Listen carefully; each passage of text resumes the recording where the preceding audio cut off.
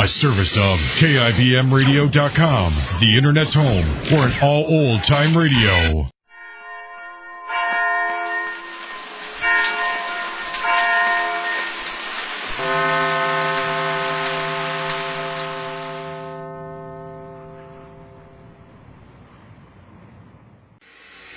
A service of KIBMradio.com, the Internet's home for an all old-time radio.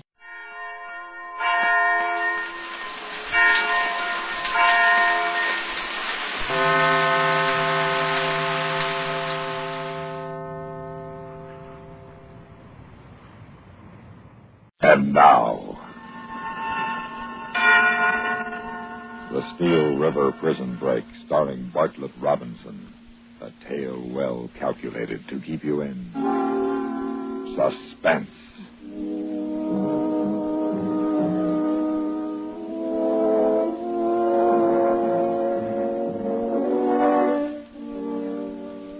It was set for Friday. And I mean set. We thought of everything. Cronin would be waiting in a speedboat under the wall. We'd make it during the recreation period. Some of the boys would start a rhubarb in the far corner of the yard, and we'd be up and over and in the river before the guards missed us. And Tuesday night, the radio changed everything. Flood stage is expected at midnight. Rain is still falling in the upper watershed. Flood warnings have been issued along the waterfront here in Frickburg. Elsewhere, rising waters are reported in the upper Allegheny and Monarch. That does it. What? The flood. Did you hear that, Moish? Moish? Huh? Did you hear that on the radio? Yeah, I heard it. So it's raining outside. Yeah, and it's raining up the river, and it's raining in the mountains. Yeah, and we're mighty lucky to be nice and warm in a comfy little old prison cell. We gotta move up the timetable. Huh? What are you talking about? We walk out of here tomorrow night. Thursday morning, latest. How come? Cronin won't be here first till Friday afternoon. Listen, by midnight tomorrow, this prison will be an island surrounded by the biggest flood since 1886. Very interesting.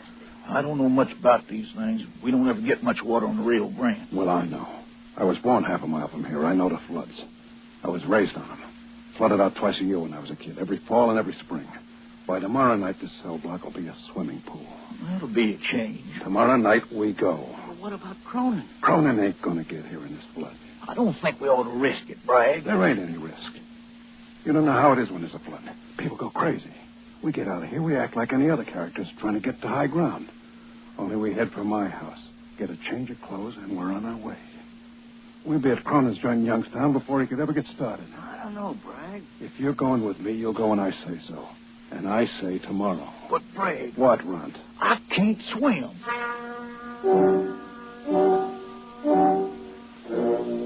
He already had a gun. Don't matter how. Cronin got it into me. It's hid behind the tubes in my radio. I got this radio in my cell because I've been such a model prisoner. Me. And this was one program I didn't want to miss a word of. Anyway, you couldn't get anything else. All the rest of that day, all night, the next morning. Bridge is now 41 feet 6 inches and rising. Holy. Attention, please. That's 4 feet The above flood flood wall stage. at Water Street and 4th has given way. All residents of the Brownsville district are advised to evacuate their homes at once. Here we go. Huh? Brownsville. That's what they call the neighborhood around here. Hey, March. Yeah, Bragg? Are you getting this? Every word. It won't be long now. Bragg, look. What? The floor at the end of the sail block. Water. Trickle of water. I told you that means there's a foot and a half or 2 feet out in the yard. A boat to 42 Watson Alley. Hey, the lights went out. Turn the lights on! Come on, you guys, what are you doing? Lights down! Quiet here. Turn on to me. There ain't any lights. Dynamo's flooded out. You men, there'll be 6 feet of water in this cell block by morning. Come on, where are you taking us, Lefty? We're moving you to the Conestoga County Jail. It's on high ground. You'll be safe there until the water drops. You'll be in the drunk tank on the 4th floor. I object. All right, now, let's make it snappy. The water's rising 2 feet an hour. I'm going to open the doors. Form in a line and follow me. And no funny business. You all set, Runt? Yeah. Moist? Set. You forgot. No, I didn't. Ain't you going to tape it to your leg? It goes into my belt. We're going to need it in less than 3 minutes. Now, stick close to me. All right, now, line up. Let's go.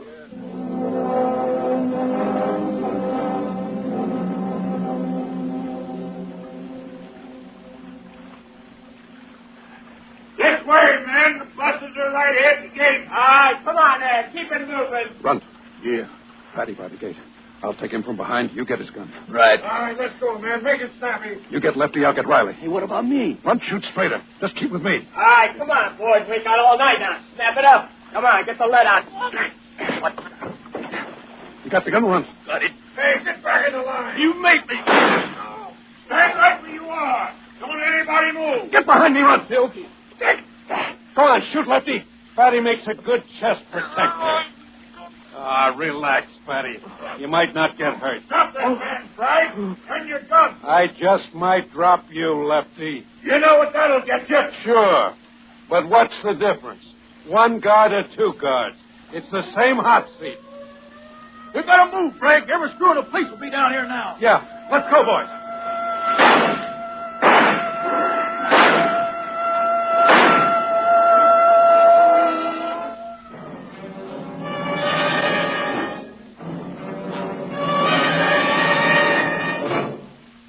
In a moment, we continue with the second act of Suspense.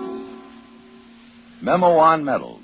Interesting information about our military awards and decorations.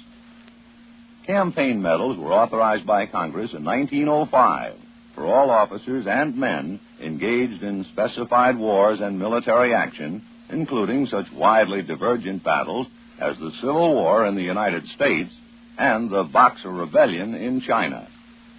The Navy and Marine Corps have a special Manila Bay Medal for members of the United States Asiatic Squadron under command of Commodore George Dewey in May of 1898. The Haitian Campaign of 1915 is commemorated with a medal, as is the Santo Domingo Expedition, which suppressed a revolt in that country and preserved order during elections in 1916. The Army has its Mexican Service Medal for those involved in any of several expeditions or engagements from April 12, 1911 through June 16, 1919. There is also the Army of Cuban Pacification Medal for United States troops who, from October of 1906 to April of 1909, helped establish a stable government in that island nation. The Victory Medal was initially awarded to all United States service personnel in World War I expeditionary forces, including, for the first time, women serving in the military units. There is a story behind every American medal, a proud story of devotion to country and unselfish service to keep it strong and free. And now, starring Bartlett Robinson, Act 2 of The Steel River Prison Break.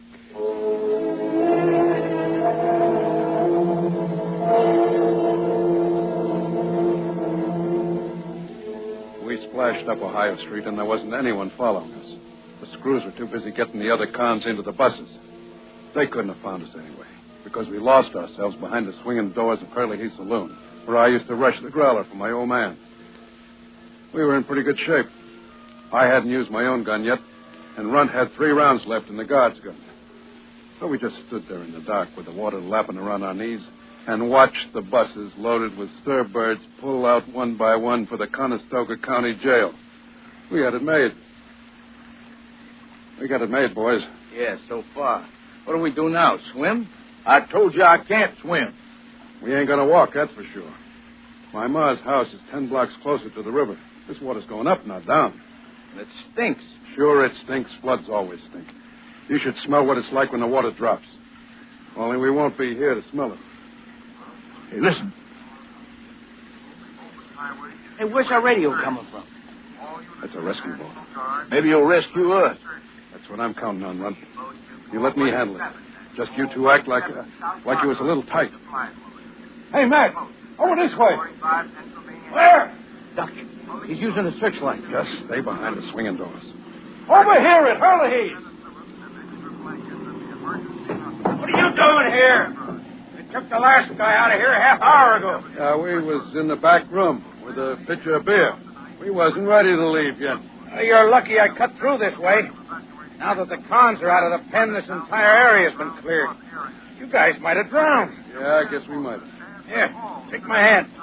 Up you go. Thanks, mister. Boy, never saw so much rain in all my life.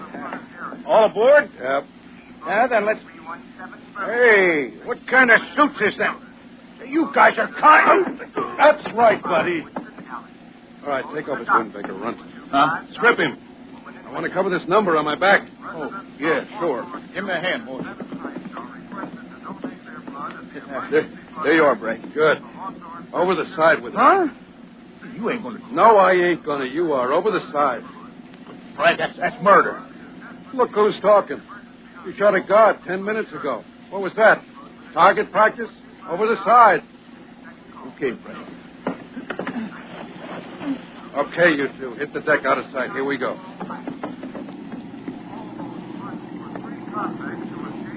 Hey, where we going, Bragg? My ma's house. We're on Ohio Street now. We turn left onto Liberty, and 8 blocks from here, we're home. Oh, turn off that radio. Here's Liberty Street now. Hang on, boys. Hey, take it easy, Bragg. Watch out, Bragg. There's a boatload of people ahead. Get down, hon. Get down.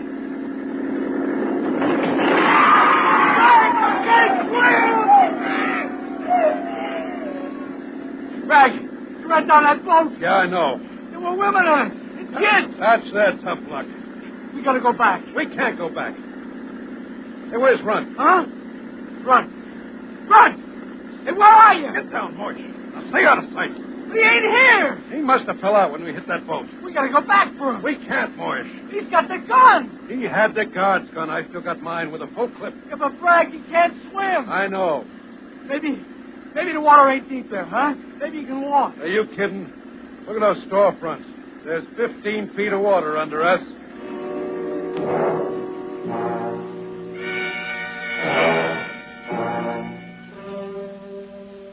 We tied up to the front porch roof of Ma's house.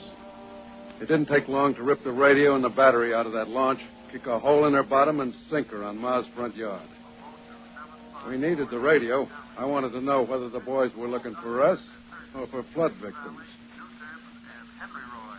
Your services are desperately needed in Frickburg. Attention all units of the National Guard. They were looking for flood victims, with people drowning and typhoid threatening and the water supply cut off and the phone lines out and the National Guard and Army called in. No one was thinking much about 3 escapees. I mean 2. Ma wasn't home, Natch. She was an old hand at floods. When that water hits 35 feet at the Ohio Avenue Bridge, Ma always lights out for Aunt Carrie's in Mount Austin and sits it out. But everything was snug on the 2nd floor, and my room was just like I'd left it. So Moish and I hit the sack, hoping the water wouldn't come any higher.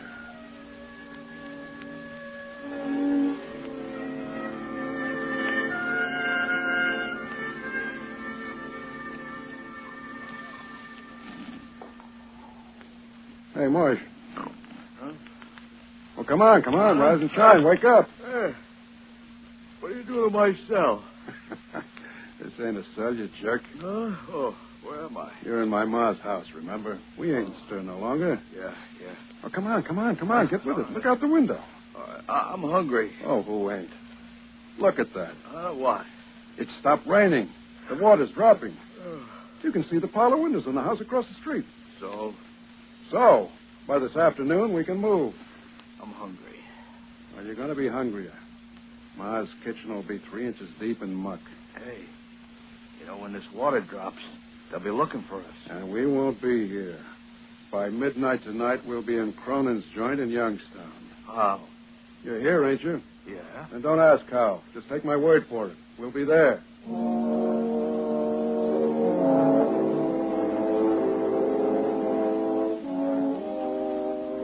By 5 o'clock that afternoon, we were plenty hungry. But we could stand a little more of that, because the water had drained out of the street and the people were beginning to drift back to their homes, picking their way through the ankle-deep muck. It was time for us to move. Mosh and I put on a couple of my best suits while the radio droned on and on. The flood crest is well past Vicksburg and is expected to reach Steubenville tonight and Cincinnati tomorrow night. Sweetheart, we're in business. Steubenville and Cincinnati. The cops over in Ohio will be so busy they'll never see the all-points flash about us. Yeah, mud's going to ruin your pretty pants. Turn up the cuffs and let's go. At the temporary morgue in the McCandless School. Hey, Positive identification. they turned my old schoolhouse into a morgue. Listen. Good of them. Mrs. Mary? Correction. It's Mrs. Margaret Bragg. Margaret Bragg? That's my ma.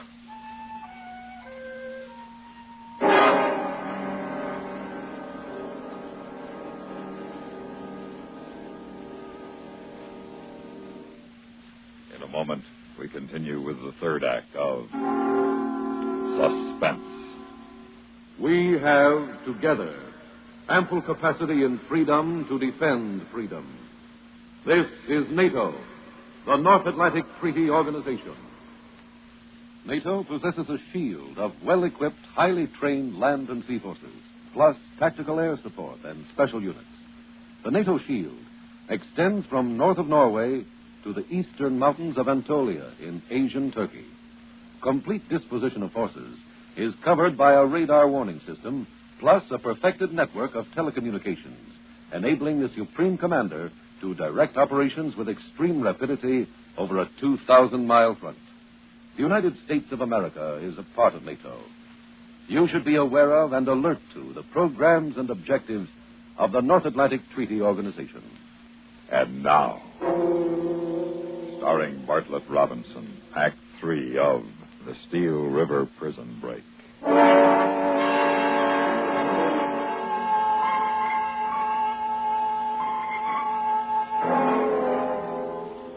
Maybe it was a mistake.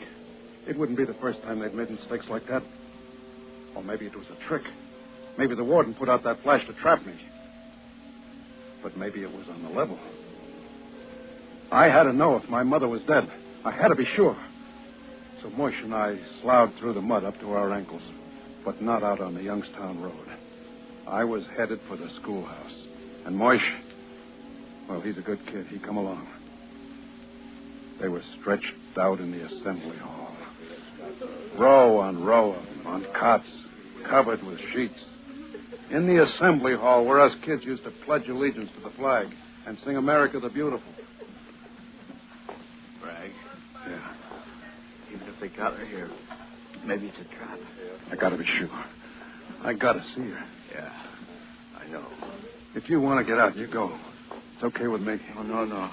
I'm sticking, but you keep your eyes open. Yeah, sure. What's the tag on that one say? Campanelli, Luigi.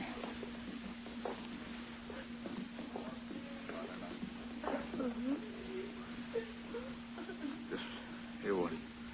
It's unidentified.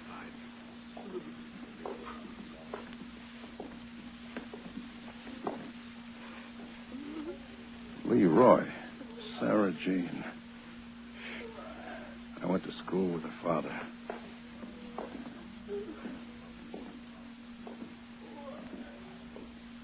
Here, pal. Bragg. This is Margaret.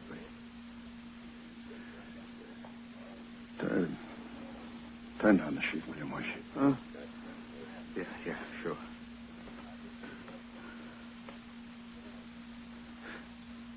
Ma. All right, Bragg, put your hands up. Bragg, slip to the head Duck guard. down behind this cop. Come on, Bragg, give yourself up. Let's not make any more trouble for these people. They've had enough. I didn't get this far to give myself up in no lousy morgue. Mosh, that door behind these cops. Let's go. Yeah, okay. Come on. Come on, kid. Where's this lead? To the balcony. Above the swimming pool. This way. Come on. Now, come on. We gotta make it across the catwalk by the high diving board. Okay. Go ahead. I'll follow you. Okay, Mosh, come on. We gotta get out through here. Yeah, right. Stay where you are, Moise. Nuts to you, Lefty. Moise! You're next, Bragg. Why, you dirty...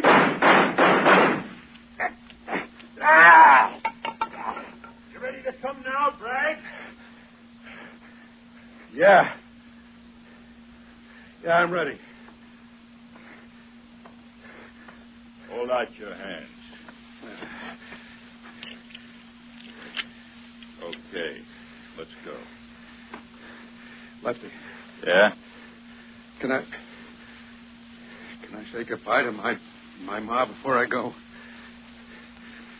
Yeah, I suppose so. How did it happen, Lefty? How did she drown? Didn't you read her tag? No. Seems the rescue boat she was in was capsized by an unidentified launch at the corner of Ohio and Liberty Streets last night. You're lying. That's what the tag says. It's sort of a hit-and-run pilot. You're lying. I was running that launch. Oh, you were? Well, like you said last night, Bragg, what difference does it make if you kill two instead of one? It's the same a hot seat, ain't it?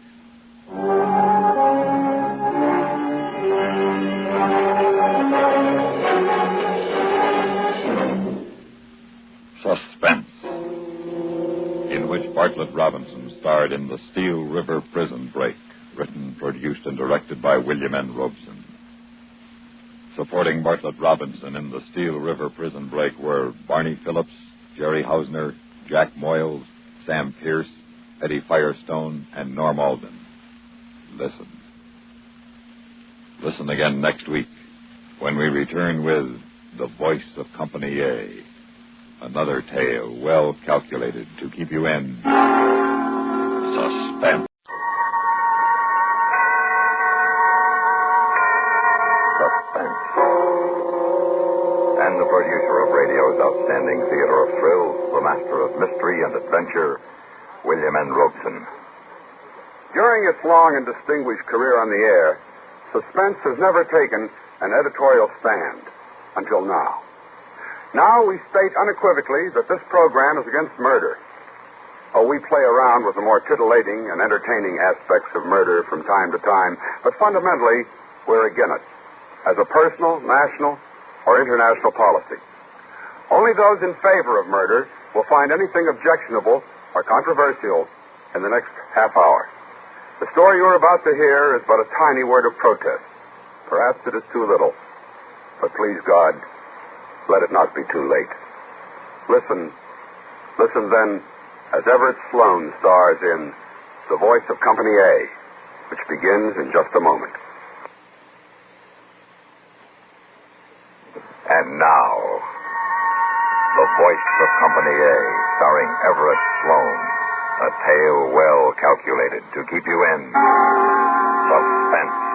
I sat in my lab at Cape Canaveral near the giant missile that would launch our transmitter. I looked at the powerful sending set, knowing that soon we'd toss it into space to scream crazily year after year at a crazy world. We tried to keep the lab quiet, isolated, but in the last few days, the tension of the mess outside had somehow trickled in. I was bushed. Doctor? Yes, Colonel? I think it's coming. Here, read this. Top priority from defense to me. From the Secretary of Defense to Commander Operation Screamer. International situation deteriorating. Commence countdown 0500 Zulu. Midnight our time? That's right. Is your section ready? Yes, we're ready. Here's the little monster. I just loaded the tape. You want to hear it? Yes.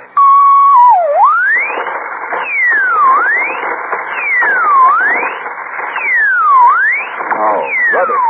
Yes, when we get all six of these in orbit, you might as well throw away your radio and TV. This is all you'll hear. But this is what we wanted. Turn it off. Okay. Well, I guess we can do without the soap operas if it jams their military frequencies.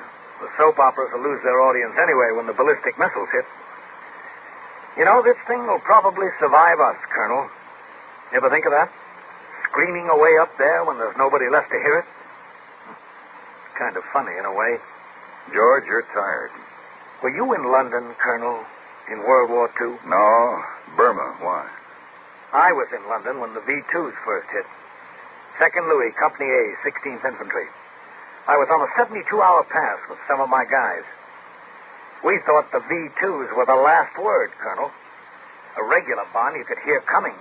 You had somebody to be sore at that last few seconds. Some pilot risked his tail to drop it anyway. Somebody up there hated you. At least you knew that.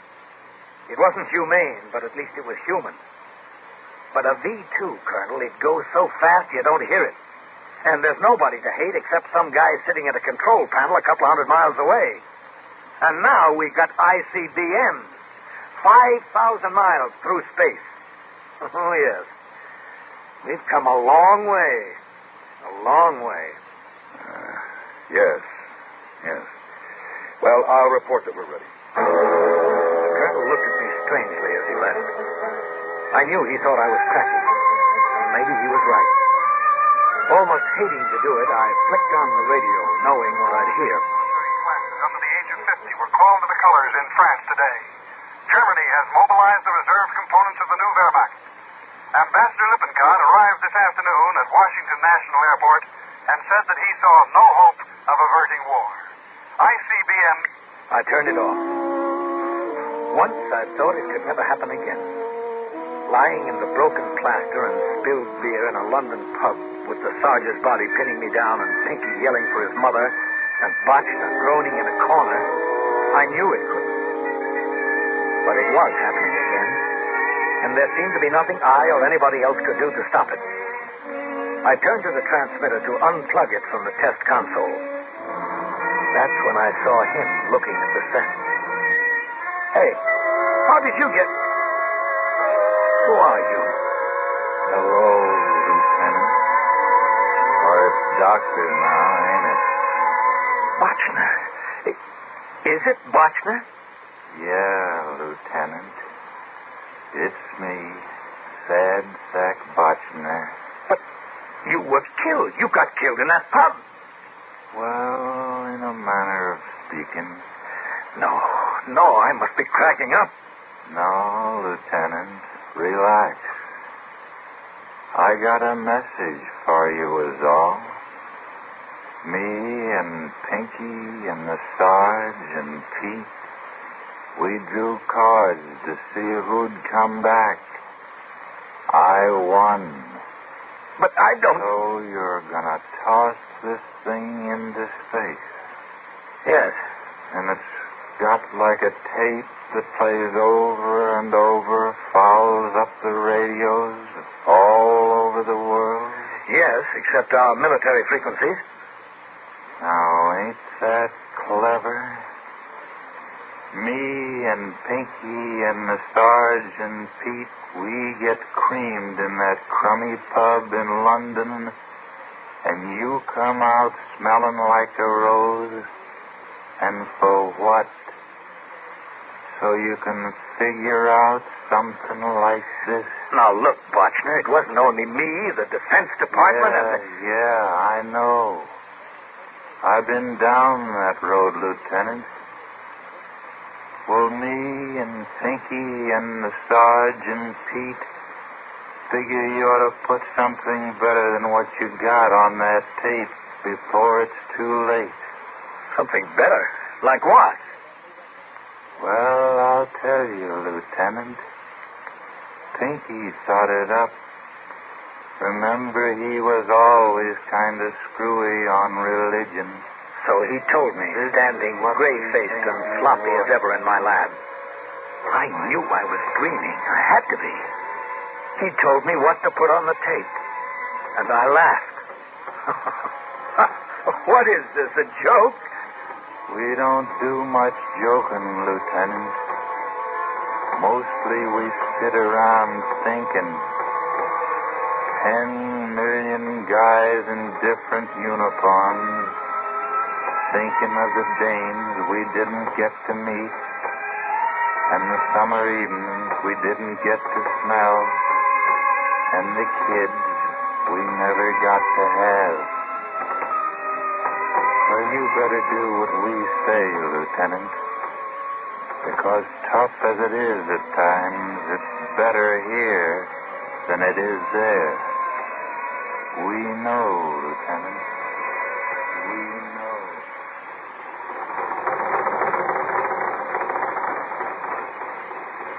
a moment, we continue with the second act of Suspense.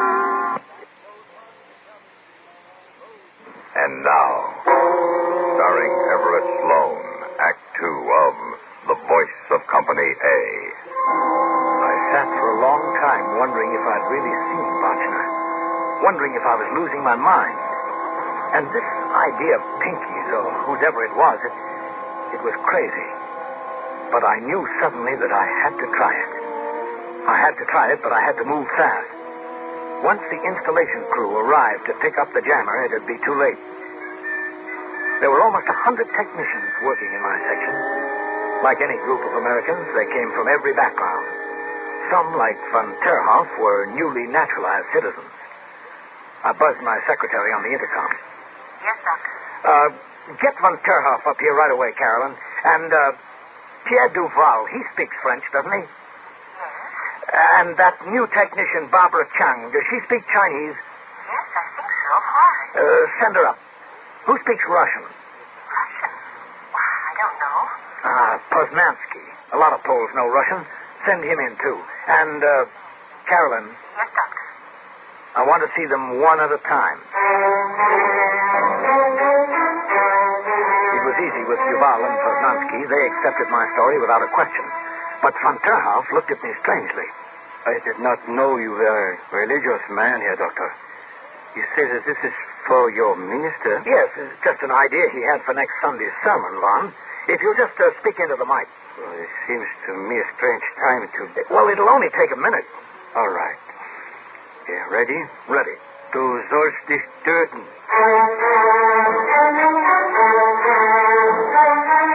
The pretty Chinese microwave expert was so enthusiastic, I hated myself when I lied to her. I hadn't been to church since World War II. He couldn't matter to his congregation, Doctor, but a native Chinese wouldn't understand the religious significance. Oh, why not? Well, Confucius put it another way. Well, recite that then. Wunhui jogi, sigogin yeloi, wayi go dagani, dasi, guaga gini. When she left, I held the mic in my hand for a long while. Finally, feeling strangely humble, I recorded the English version myself. When I was through, I spliced the tape into a loop like the jamming tape so that it would repeat over and over. Over and over, year after year. I took the jamming tape out of the transmitter and started to put in my new one. Was I crazy? Then I remembered the twisted bodies in the London pub, and Pinky and the Sergeant Pete, and of course, Sad Sack Botchner. They seemed suddenly very close. I finished. The installation crew arrived and took the transmitter away, and soon it was midnight and the countdown began. 30 minutes. Authorized personnel, My launching station was in the blockhouse, but if I got there too soon, I'd have to ground test the screamer, and the colonel would learn what was on the tape. And if I didn't get there at all, they might not launch. So I waited and waited, watching through the lab window while the last man left the missile gleaming in the Florida moonlight. It was the longest half hour in my life. T-minus 3 minutes, 30 seconds. They were looking for me now. It was time to go. Running across the sand, I looked up at the missile. There, high in the nose, rode the Seer that carried the jammer. T-minus 2 minutes. Condition red. Had I cut it too close? As I reached the concrete blockhouse, the missile seemed to be straining at an invisible leash. Vapor from its liquid oxygen was curling about its base. T-minus 1 minute. Hey! 59. Hey, let me in! It's Dr. Green! 56. I looked again at the huge rocket. I could hear the pumps beginning to deliver fuel to the nozzle. In less than a minute, 250,000 pounds of fiery thrust would blast the area, and I'd shrivel like an ant on a hot coal. Hey! Hey! 41. Dr. Green, holy cow, now get in here. 38. 37. Where's the colonel? Right here. Where have you been? This thing hasn't been ground tested. Well, it isn't necessary. It'll transmit. Countdown procedure says do it, we'll do it. Now move, Doctor. But I checked it on the console. I tell you, it'll transmit. I want to hear that signal. It'll work, I tell you. Oh, help me, Doctor. If you don't get going, I'll stop the launch. Now tune it in. 19. I had to do it. 17. As slowly as I could, I twisted the knobs on the test receiver. 12. 11. 10. 9. 8. What's that? What's going on? The colonel lunged for the panic button that would stop the launch. I grabbed his arm. Let me go. Oh, hold that bird! You be Corporal! Put this man under arrest. He's crazy. Or he's an enemy spy. Thou shalt not kill. Thou shalt not kill. Who is the enemy, Colonel? Who is the enemy?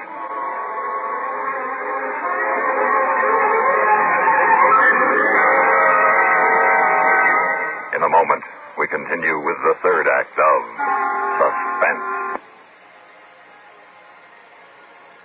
And now, starring Everett Sloan, Act 3 of The Voice of Company A. They treated me all right in the detention cell at Cape Canaveral. They gave me a radio, the morning papers, all the coffee I could drink.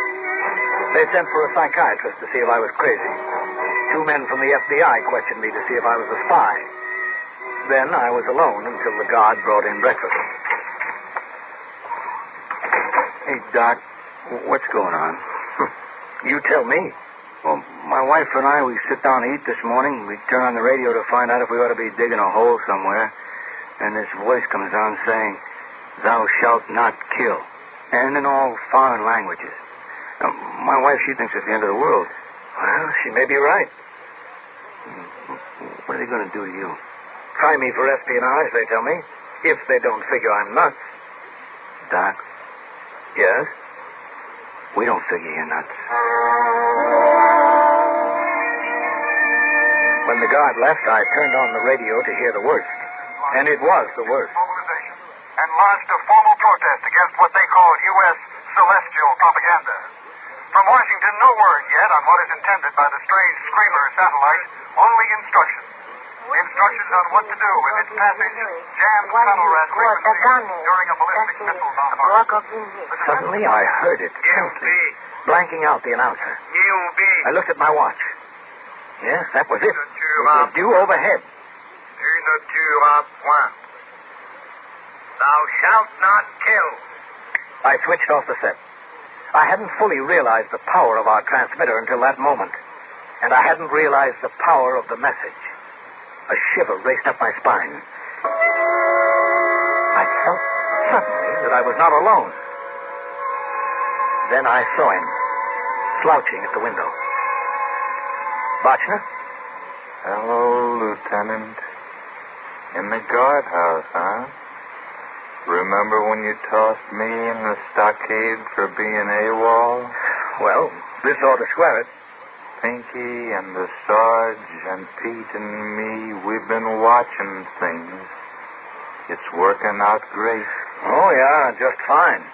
There's an awful lot of people don't want to fight this war, Lieutenant. You ought to see 'em in Europe and China. Yeah? Don't you fret, Lieutenant. Things is going to turn out all right. You see, Lieutenant, we know. Slowly, he disappeared. Slowly fading. It was weird. I knew that he only existed in my mind, but as the day wore on, and the next day, and the next, I wondered if he weren't right. Every 4 hours, the satellite broke in with that simple message. But in the interval, the radio began to talk of reports of a mutiny in the Hungarian army, a revolution against the Czech regime, small religious revivals starting in Germany. The Defense Department is mum about what was actually intended in the satellite launch Monday. Results are clear. Iron Curtain countries are busy battling anti-war sentiment. International tension has eased.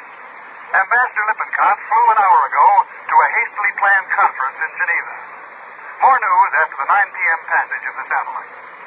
And the fourth night, the cell door opened for the colonel. Hello, George. Hello, Colonel. You bring the firing squad? George, I got a dispatch from Defense. Yes? You're to be released. Released? That's right. And we're not launching the rest of the Screamers. They decided that the crisis is past. Now that the thing's in perfect orbit, they want us to stop them. But we can't. I know, George. It's solar powered. It could broadcast for the next 20 years. 50. Yes. And when it quits, Colonel, maybe we better launch another one. Hmm? Oh, yes. I see what you mean. George. Yes? One question. We know about Duval and the Chang girl and Poznansky. Who recorded the English? Is that your voice? I thought of the smashed bodies of my men in that London pub. Pinky and the Sarge and Pete and Sad Sack Buckner. My voice, Colonel? No. Let's just say that's the voice of Company A. Du sollst dich töten. Du sollst dich töten. Wuli Jedi, Sigogin Yeloi, Wayi Go Dagami, Dasi, Guagagini. Nie ubij. Nie ubij. Tu ne tueras point. Tu ne tueras point. Thou shalt not kill. Thou shalt not kill.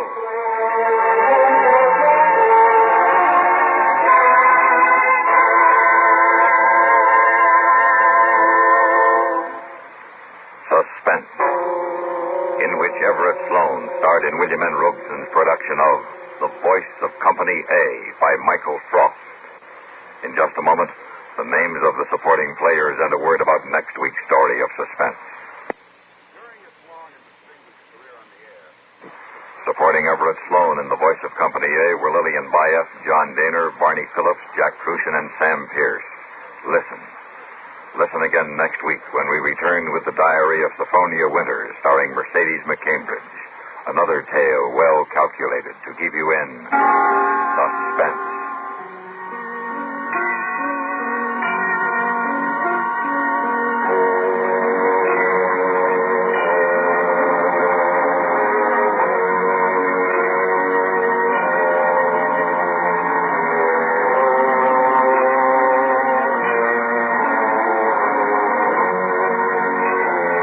Complete news first on the CBS Radio Network.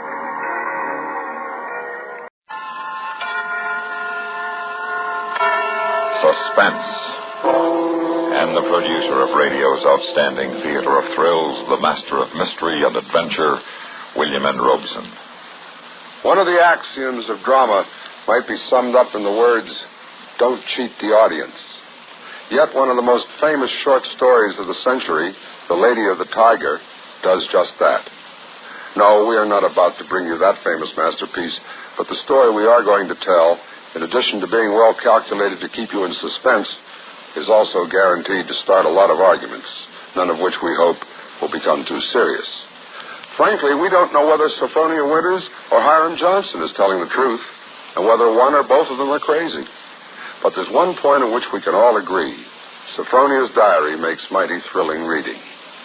Listen then, as Miss Mercedes McCambridge stars in The Diary of Sophronia Winters, which begins in just a moment.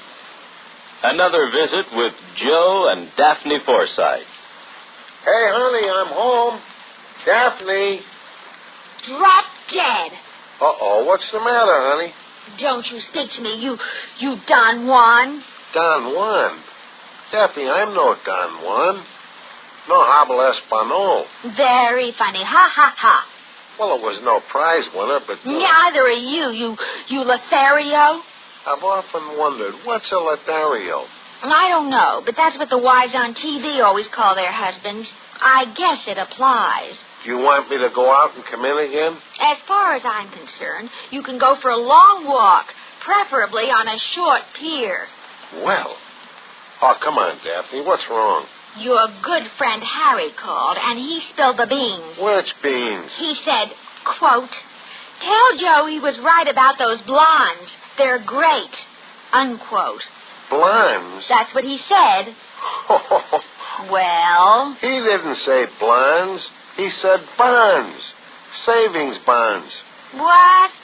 Sure. I buy them on the payroll savings plan. And I told Harry he ought to do it, too. Savings bonds have a guaranteed interest that pays back $4 for every 3, which is a pretty good investment. That's a pretty good story, too. It's true, so help me. That's why Harry's so happy. Savings bonds are great. Well, maybe you're right. You wouldn't really fool around with blondes, would you?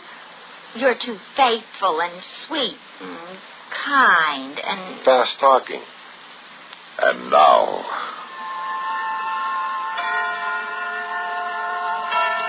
The Diary of Sophronia Winters, starring Mercedes McCambridge. A tale well calculated to keep you in suspense. February 1st, St. Petersburg, Florida. I, Sophronia Winters, have hereby begun this diary because on this date I feel, for the first time in my 60 years, that I have begun to live. It happened this morning. I had just settled myself on the beach when I noticed a man, a thrilling-looking man, strolling toward me. Well, sitting out here all by your lonesome? Oh, well, yes, I am. Didn't I see you last night over at the Starfish Tea Room? The Starfish Tea Room?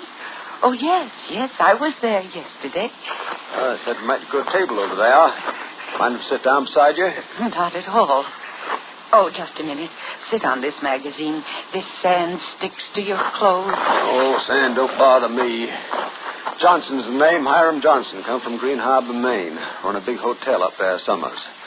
That's my whole history in a nutshell. My name is Sophronia. Sophronia Winters. Sophronia? Mm-hmm. You know, that's quite a coincidence. My sister-in-law's name was Sophronia. Sophronia Johnson. You ever heard of her? She looked quite a bit like you. Sophronia Johnson? No, I'm afraid I haven't. Who was she? Someone very famous? I'm so ignorant about these things. No, Sophronia wasn't very famous up in the state of Maine for a while, some time back. Well, look where that sun climbed to. I'd say it was close to lunchtime, and I'm going on a hunger strike unless you have lunch with me. Oh.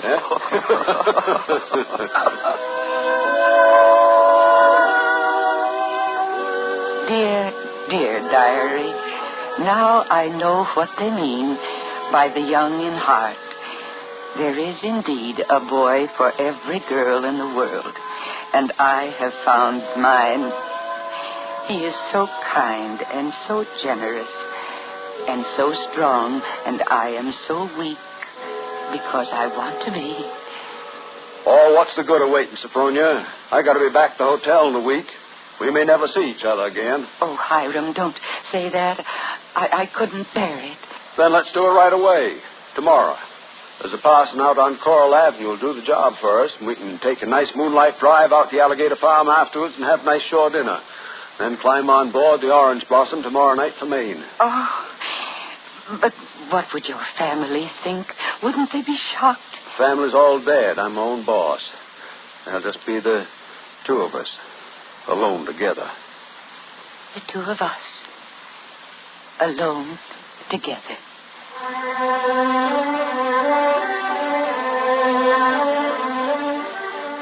The two of us alone together. But, dear diary, not exactly as I had imagined it. Our wedding trip north on the Orange Blossom Express was all that I could have dreamed of. But now we are at the end of the journey. Looming in front of us in the deepening winter twilight is a huge resort hotel, Hiram's Hotel, its wide veranda empty, its ancient cupolas menacing against the gray sky, and not a single light burning at any of its hundreds of windows. What are you locking the gate for, Hiram? Why not? Nobody coming in after us, or going out again for a while. But I thought you said the hotel. The hotel is empty. Hiram. Well, what is it now? Hiram, darling, I know it sounds silly, but let's not go in there tonight. It's so dark and empty. Let's wait until morning. Let's stay in the village just for tonight. We're staying here. Now, get inside. Oh, my arm. Hiram. You remember me telling you down in Florida about my sister-in-law, Sophronia? Yes. Well, that's her. That painting there on the wall. Now, you take a look at her. Good look. But why? She was a murderess. She was hanged in Portland 25 years ago for the murder of my brother, Ephraim. Here in the lobby of this hotel. They come downstairs singing a hymn and murdered him in cold blood with an axe. That fire axe hanging over there on the wall. How horrible. Yeah. Now, you stand over there under that painting. Hiram, Get over there. Hiram, please, you're hurting me. Now, you stand there quietly. Now, you remember I said you resembled my dead sister-in-law? Well, you do. You are a spitting image.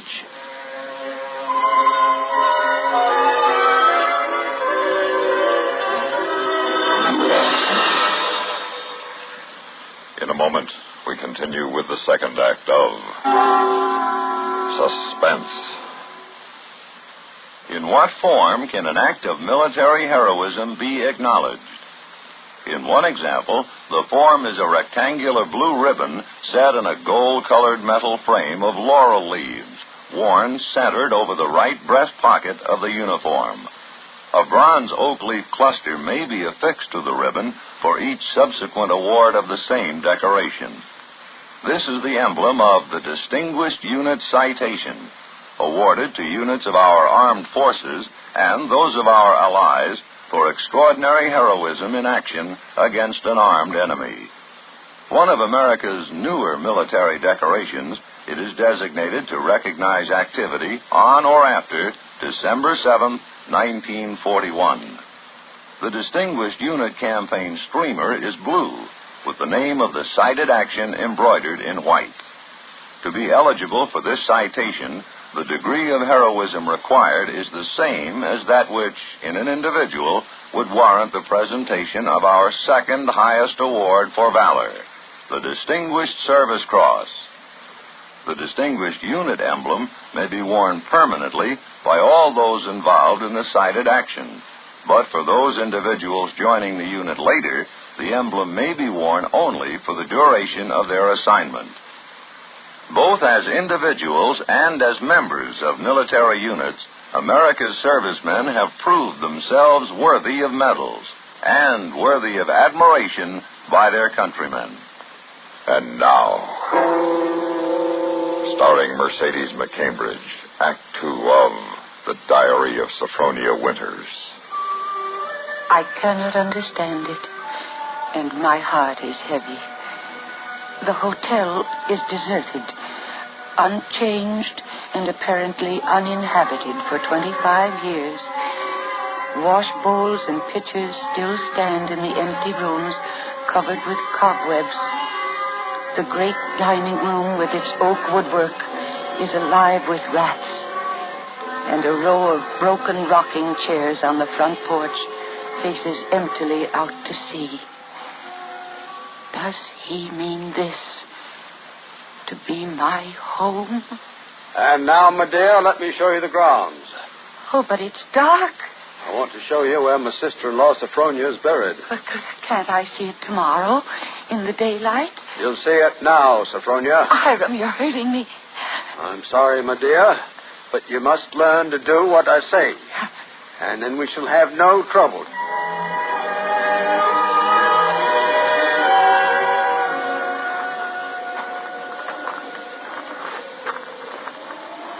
There we are, just yonder on that mound. That's where my sister-in-law Sophronia was laid away 25 years ago. Buried her ourselves, out of service, out here by herself on the grounds. Ephraim's buried in town, but not Sophronia. I had a feeling I'd have to keep an eye on her. Keep an eye on her? Yeah. I knew she was one of those restless sleepers who wouldn't stay quiet in a grave. You mean you think she haunts this place? Nope, not this place. She never had any use for it, alive or dead. No, she makes for the warmer climates. She was always a cold-blooded little woman, freezing and shivering all the time. Places like California and Texas and Florida she makes for. Florida? Yeah. One of her favorite haunts, particularly around St. Petersburg. She likes the flowers and the sun and romance. Hiram, I feel cold. I'm shivering. Do you mind if I go inside now? In a minute. Haven't explained everything. You see those birches over there? Under every one of them's a grave. See, I found her wandering the earth in disguise 3 times. I killed her 3 times. Still don't do any good. She's still restless. You mean you killed 3 different women? Yep. Now I keep another grave open. A reminder. Waiting now. Would you like to see it, Sophronia? Oh, no, Hiram, no, please. You afraid to see it, Sophronia? No, Oh, Hiram, you don't think just because my name happens to be Sophronia and that I look a little like... Think what, Sophronia? Nothing. Well, we mustn't have you catch a cold, my dear. When you come back along in the hotel, I'll show you to your room. My room? Yes, Sophronia. Your room.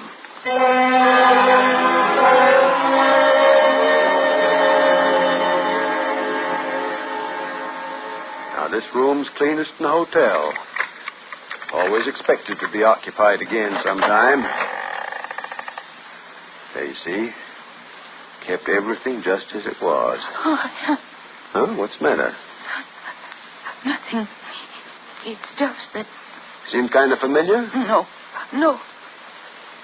Just as she left it that afternoon, she walked downstairs to murder my brother. See her embroidery on the table, needle sticking in it. Her hymn book still open. She's very fond of singing hymns, Sophronia was. Had a nice voice, too. I used to accompany her on the harmonium down the parlor. Oh. Well, I'll turn down the bed for you. And you can get undressed while I go make you some hot tea. No, I don't want any. Now, there's the closet. You can put on one of Sophronia's dressing gowns, make yourself at home. Hiram, why are you locking my door? It's safer, my dear. Safer? Yeah. Always lock doors, outside and inside. Windows, too. Much safer for everybody.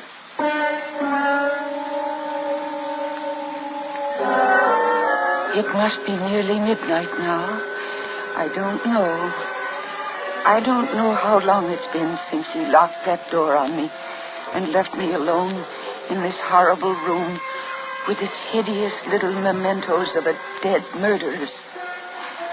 I have lit the pink-flowered oil lamp, and I am sitting here at her little wicker table, trying to maintain my sanity as I write this.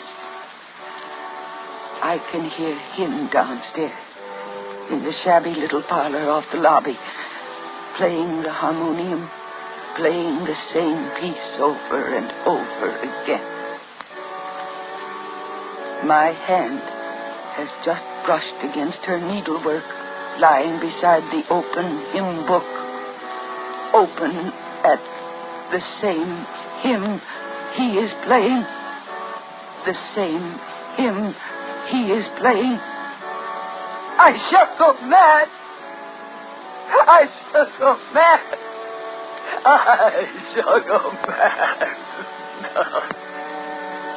In a moment, we continue with the third act of Suspense.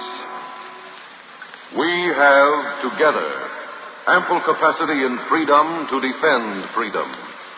This is NATO, the North Atlantic Treaty Organization. Day after day, month after month, since April 4th, 1949, the activities of the North Atlantic Treaty Organization have moved steadily forward on many fronts. This complete cooperation must and will continue because the concept of national self-sufficiency is out of date. Countries of the free world are interdependent, and only in genuine partnership and by combining their resources, sharing tasks in many fields, can progress and safety be found. The United States of America is a part of NATO. You should be aware of and alert to the objectives and programs of the North Atlantic Treaty Organization. And now, starring Mercedes McCambridge, Act 3 of The Diary of Sophronia Winters. February 12th.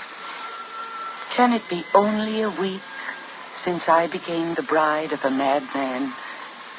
Now I live only from moment to moment, listening to each creak on the stairs, each note as it slowly wheezes from the old harmonium, wondering when he will come for me, when he will drag me out to join those other Sophronias in their frosty graves beneath the naked birches. Sophronia! It's come. Sophronia? Come downstairs. I want you to sing with me. Sing. She sang with him, he said. How can I come downstairs when my door is locked? It's unlocked. You try it. Unlocked? Oh, no, how could he? Oh, it is. And I never knew it. I never knew it. Come in, Sophronia. He unlocked it sometime while I was just sitting there. Oh, why didn't I try a few more times? Why did I just sit there assuming? No, he'd have caught me anyway. He'd have known. But I might have got away. And now it's too late. He's going to kill me. Sophronia! Yes, Hiram. I'm coming. Hiram, where are you? Down here, in the parlor. At the harmonium? Yeah. Waiting to sing with you. All right. I'll sing. I haven't sung in years, but I'll try. I'll sing with you. I'll stay out here in the hall. My voice will carry better. Always did carry better in the hall, didn't it, Sophronia? Of course, you know, both the front and back doors are locked. Yes, I know, Hiram. Abide with me, fast fall eventide. The darkness deepens, Lord, with me abide. When other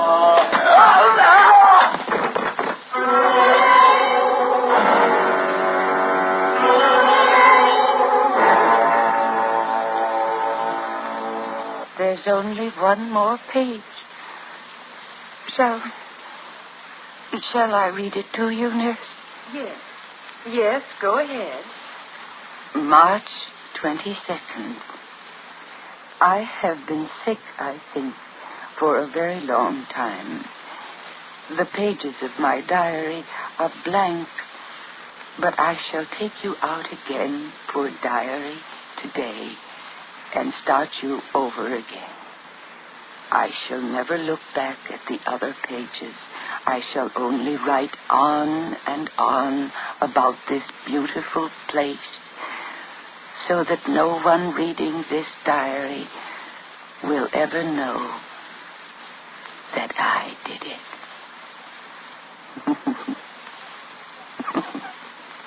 But I did do it, diary. I was smarter than he. When I opened that door at the head of the stairs and heard the music, when I saw the fire axe still hanging on the wall, I was so cautious, so terribly cautious. I tiptoed like a little mouse, even as I sang the hymn, into that room where he was playing.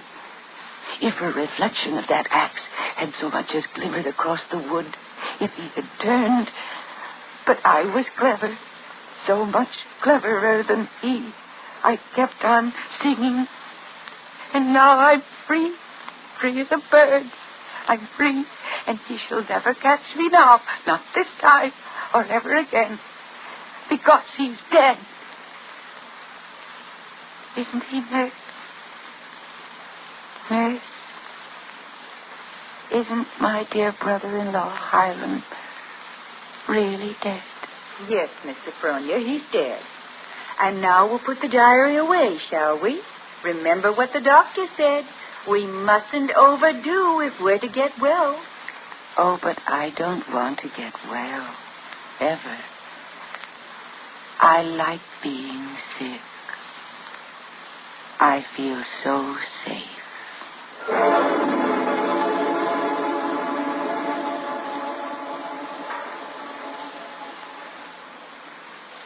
Suspense, in which Mercedes McCambridge starred in William N. Robeson's production of The Diary of Sophronia Winters by Lucille Fletcher. Supporting Mercedes McCambridge in The Diary of Sophronia Winters were Carl Swenson and Ellen Morgan. Listen. Listen again next week when we return with Miss Kathy Lewis starring in The Bridge. Another tale well calculated to keep you in suspense.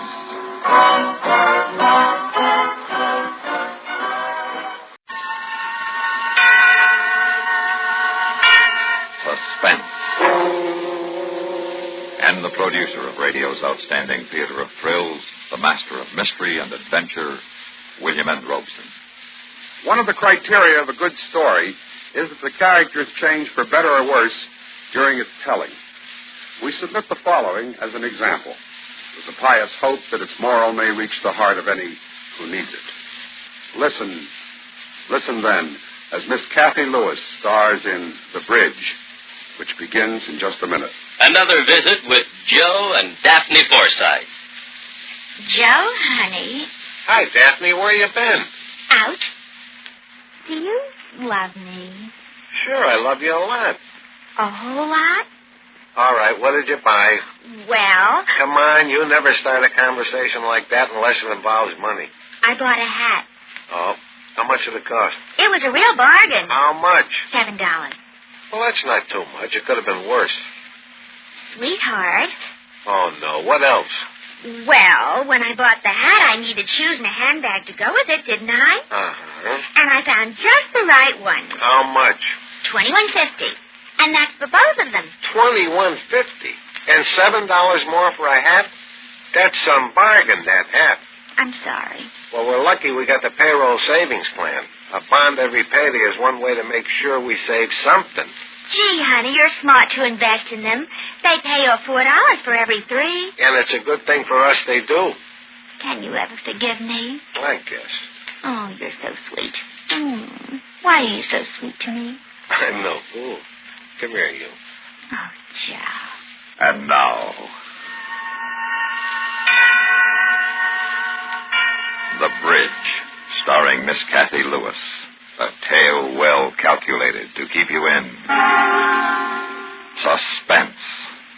Saturday night in Westchester. The party is at George and Laura's tonight.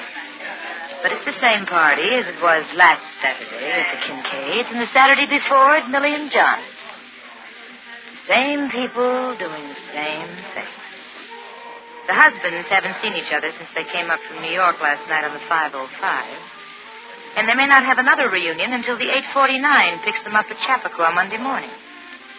The wives have been adjourned since yesterday's PTA meeting and will not reconvene until the community theater luncheon at the country club day after tomorrow.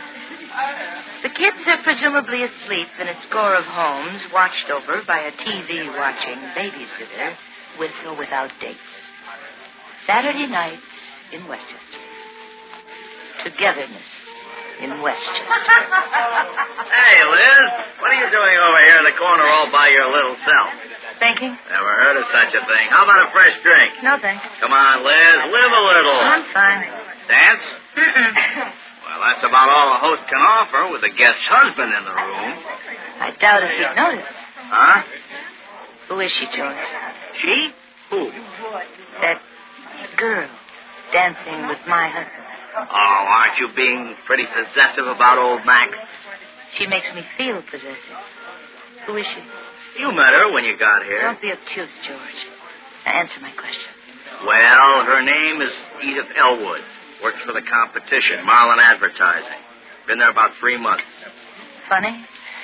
Max has never mentioned. Well, why should he? Must be 100 others like her on Madison Avenue. That pretty? Mm-mm. She married? Gave it up. That's why she's working. Oh.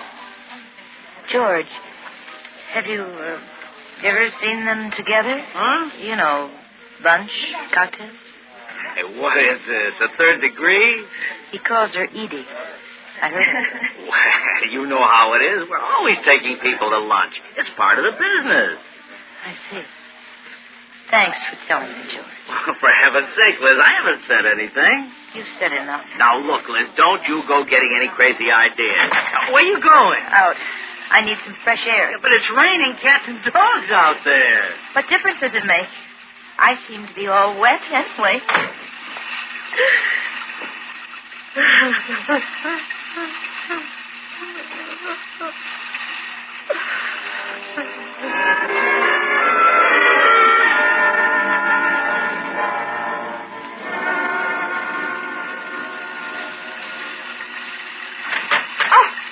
Oh, it's raining, Max.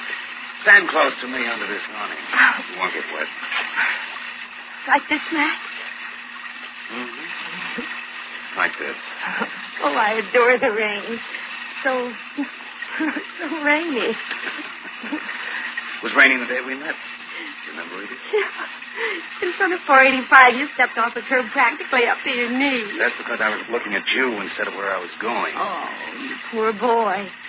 You caught an awful cold. Now, isn't that just like a woman? I'd forgotten all about it. Hey, somebody else out here. Where? Speak up. Friend or foe? It's me, Max. Oh, Liz. What the devil are you doing out here by yourself?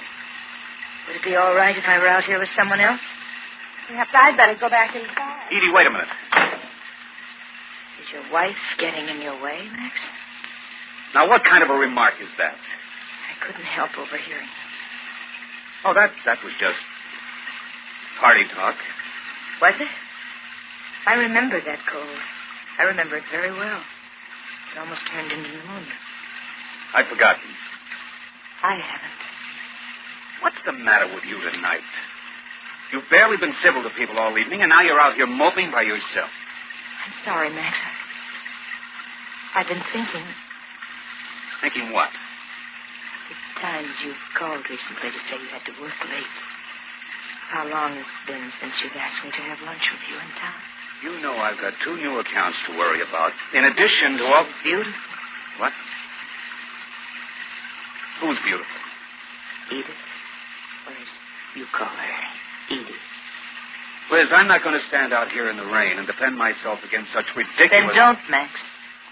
Now, look, Liz. George drove Edith over here this evening. I didn't. But you sure would like to drive her back, wouldn't you? Well, as a matter of fact, she lives only a couple of miles from us, and I did offer to give her a lift. Max. All right, Liz. I'll tell George he'll have to take her home. Anything to keep peace in the family. It's up to you, Max.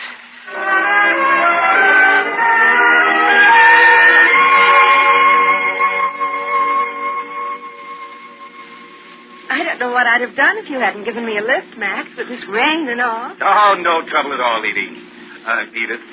Max tells me you don't live very far from us, Miss Elwood. Yes, that's right. I was very fortunate to find a house right on the river. I should think an apartment in town would be more convenient to your work. Yes, but I just love to be outdoors. And if I do say so myself, I have a green thumb with roses. Max is good with roses, too. I get stuck myself. Sorry. Please slow down a little. I'm only doing 35. Oh, that's too fast for this narrow, twisty road in the rain. There's that bridge at the bottom of the hill. Liz, will you pipe down and let me do the driving? Or maybe you'd rather walk. Maybe I would. I think you're a wonderful driver, Max. I didn't say he wasn't. You don't know this road like I do. And neither of you know it as well as I do. I could drive down this hill with my eyes closed. Max! Max, look out!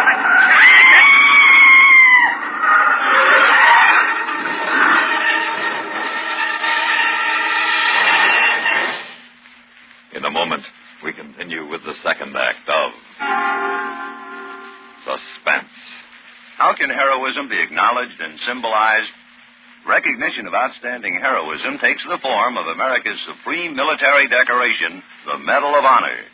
It is awarded to those members of the United States Armed Forces who distinguish themselves conspicuously by gallantry and intrepidity at the risk of life, above and beyond the call of duty, in action involving actual conflict with an enemy.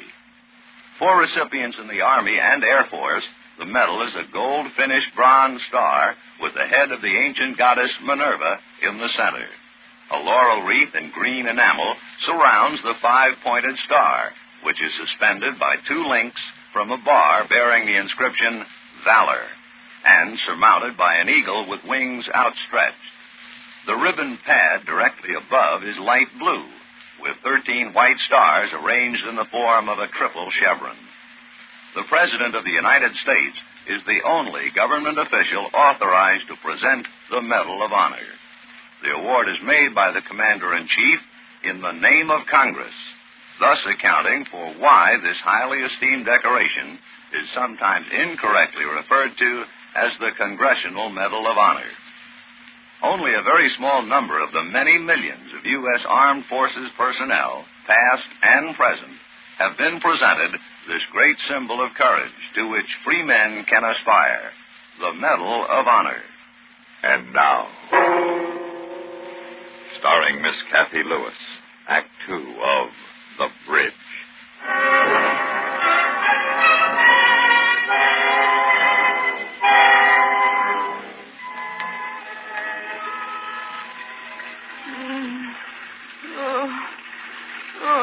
We're alive. We're still alive. Look! The river. Must be 40 feet down there. And we're hanging right over it. We're going to fall. Any second, we're going to fall. I'm sorry, it's all my fault, Liz. If I hadn't been driving like an idiot. We're alive. That's all that matters.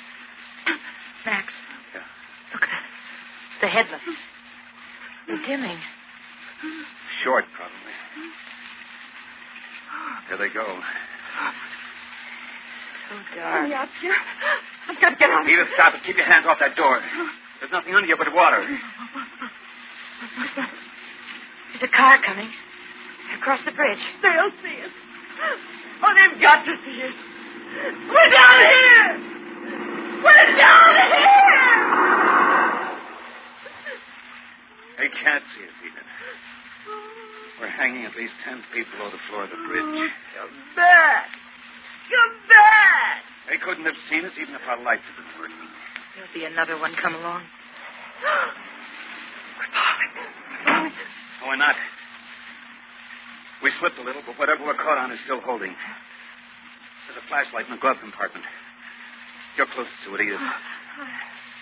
I don't know where to look. It's so dark. Here. I'll get it. Let me have it, Liz. I'll see if I can tell what's holding us. Nothing to hang on to out here.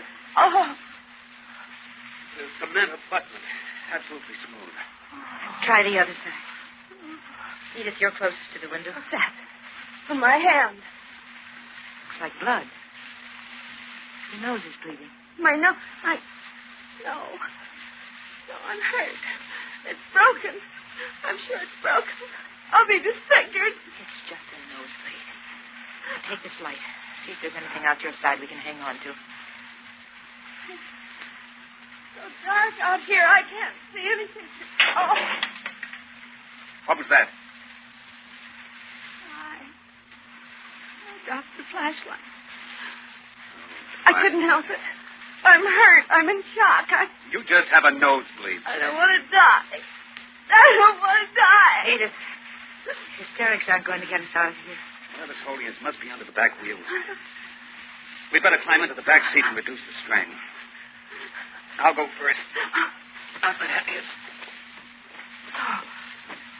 All right, you're next, Edith. I can't. No, I can't. You pull, I'll push. No. Come on. No. Come on. Now, give me your hand, Liz. Up we go. You've held. dark as hell. Max. Think of something. Did you smell something? Yes, I was hoping you wouldn't notice it. Gasoline? Yes. With the car tipped at this angle, the tank's leaking. Gasoline. We'll catch fire. We'll burn up. Not if we're careful. I'm getting out. I've got to get out. Stop it, Edith. Sit down. Let me go. Sit down or I'll slug you. Max. See what you started, Edith? Hold. Please, hold. Caught again. For how long? It'll slip again and then we'll all be drowned. Shut up, Edith. Shut up! In a moment, we continue with the third act of Suspense. Another visit with Joe and Daphne Forsythe.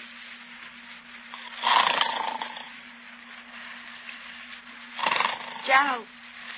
Joe. Joe. Yeah. I'm up.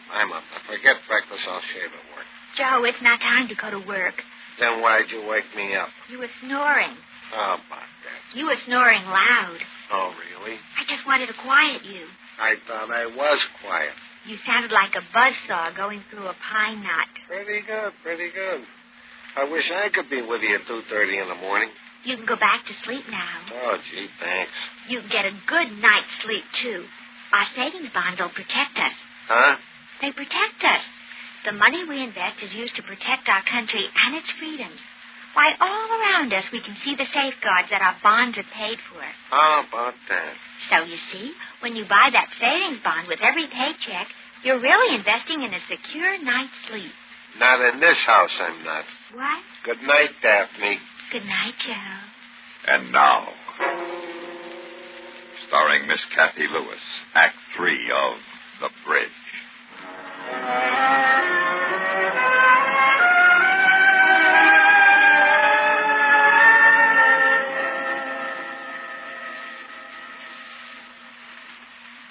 How long have we been here, Max? I don't know. An hour. 2, maybe. What are we going to do? What are we going to do? Sit. Wait. Wait for what? To be drowned? Here comes another car. When it's right above us, let's try yelling all together as loud as we can. Now get ready. Now. Help! Help! Help me! Help! Help me! Please help me! There's your breath, Edith. They didn't hear us. They've got to hear us. No, they didn't. We'll just have to wait for the next one. Wait for the next one. I'm too scared to wait for the next one. So am I, Edith. I've never been so scared in my life. Well, why don't you show it then? What good would that do? We've got to face it. What, darling? Those cars up there will never be able to hear us over the sound of their motors. We've got to wait for one that's coming from the same direction we were. What do you mean? Every car that passed has been coming from the opposite direction. They can't see the hole in the guardrail where we went through. But a car coming down that hill the same way we were would pick it up in their headlights. Somebody's got to come along sooner or later. Well, let's hope it's sooner. It'll be too late. Max, I have an idea. Couldn't we break open the back window and then we could climb out over the trunk? Break it with what? Well, here, my shoe. That safety glass, Edith. It'll take a ball-peen hammer to crack it. Oh. Max, how was the window put in? Got a metal strip all around it, held with screws. Would the strip come out if you removed the screws? Probably, but they take a special screwdriver. And we haven't any screwdriver. I have a nail file in my purse. Nail file. It might work on a Phillips screw. Here you are. Is it working? I could tell better if I had a flashlight. I'm sorry, Max. I said I was sorry. Got an idea. My cigarette lighter. Are you out of your mind? You smell like gasoline. Well, remember, I'm just trying to help. the best way you can help is to stop having ideas. Don't, Max. She can't help it. You can help it. I don't hear you going into hysterics. No, it won't work, Liz. The file's too soft. It just bends. At least it'll be light soon. And someone's sure to find us. If it's not too late. What do you mean? Look, girls, there's no use kidding you. Every time a car goes over the bridge, whatever's holding us gives a little. Maybe you didn't notice it. The last time was the worst. But it will hold. It's got to. I wouldn't bank on it. Now, you kids lean back as far in the car as you can to silence my weight. What are you going to do? I'm going to roll up the front windows Why? in case we go into the drink. Oh, Max, no. Now, these rear windows. You get the one on your side, Liz. Now, listen to me carefully. I don't know how deep the water is underneath us. But with these windows closed, we'll have a couple of minutes after we hit to get our breath and our bearings.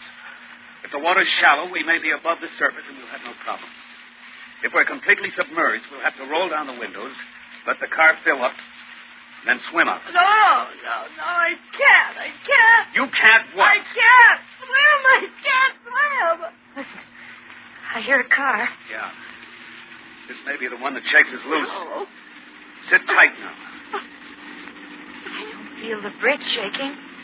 Maybe he's coming down the hill the way we did. He's stopping. He's seen us. Maybe. Hey! Hey down there! It's George. Roll down the window. Liz! Max! Are you down there? Yes, we're here. Edith, too. Anybody hurt? I'm hurt, George. You've got to get me out. I sit tight till I break out a rope. You better hurry, pal. This car may let go any minute.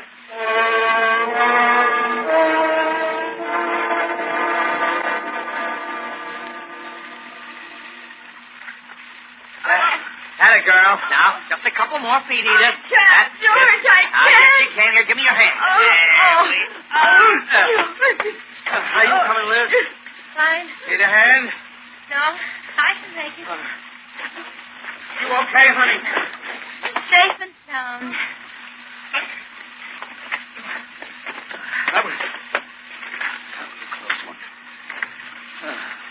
How in the world did you ever come looking for us, George? Oh, your babysitter got worried when you didn't get home.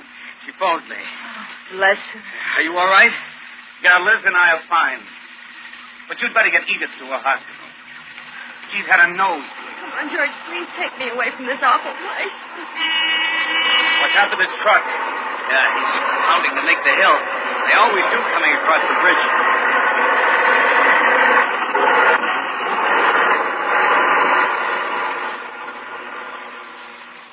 George, flash your light down there. Max, look.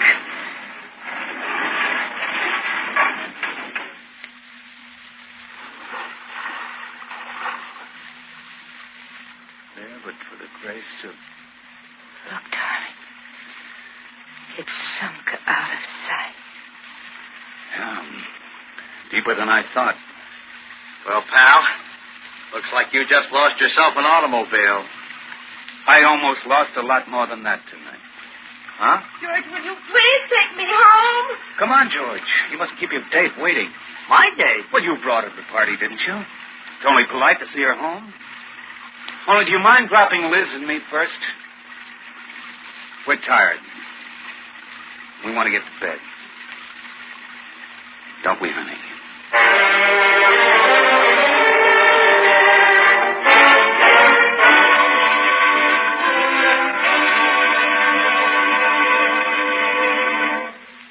Suspense, in which Kathy Lewis starred in William N. Robeson's production of The Bridge, written by Alan Botzer and Mr. Robeson.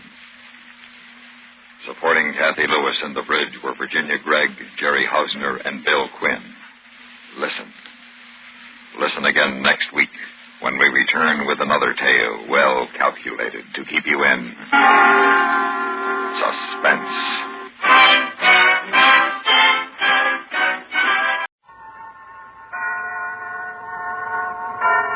Suspense. And the producer of radio's outstanding theater of thrills, the master of mystery and adventure, William N. Robeson. Once upon a time, there was a little boy who wanted to be in the movies. So he took a screen test, and he got the part. I know because I directed that screen test. The part was the starring role in the Paramount picture Skippy. And the little boy was Jackie Cooper. So it is with more than a little nostalgic pride that I again have the privilege of directing Jackie Cooper, now greatly grown, not only in stature, but also in talent. Listen then as Mr. Cooper stars in Remember Me, which begins in just a moment.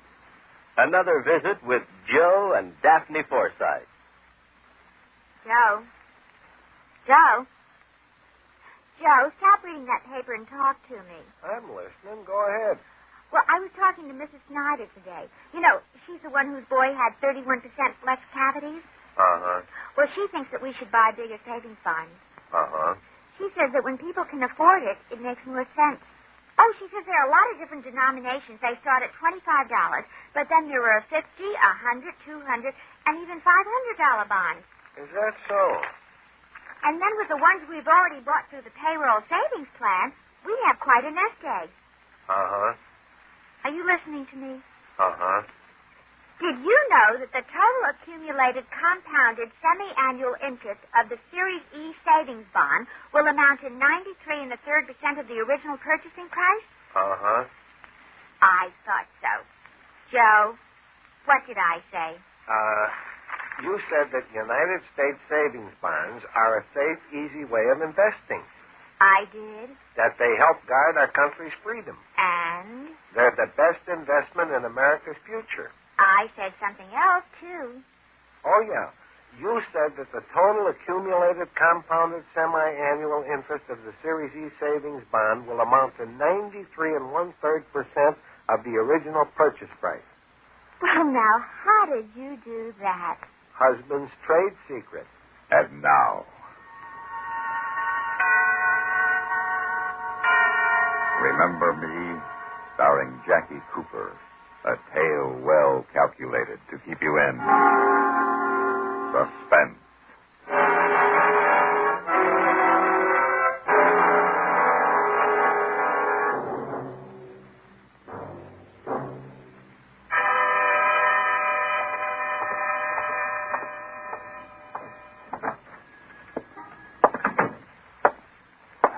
You're lucky. I was just going to close for the evening. Yeah, I know. I saw you counting up the cash.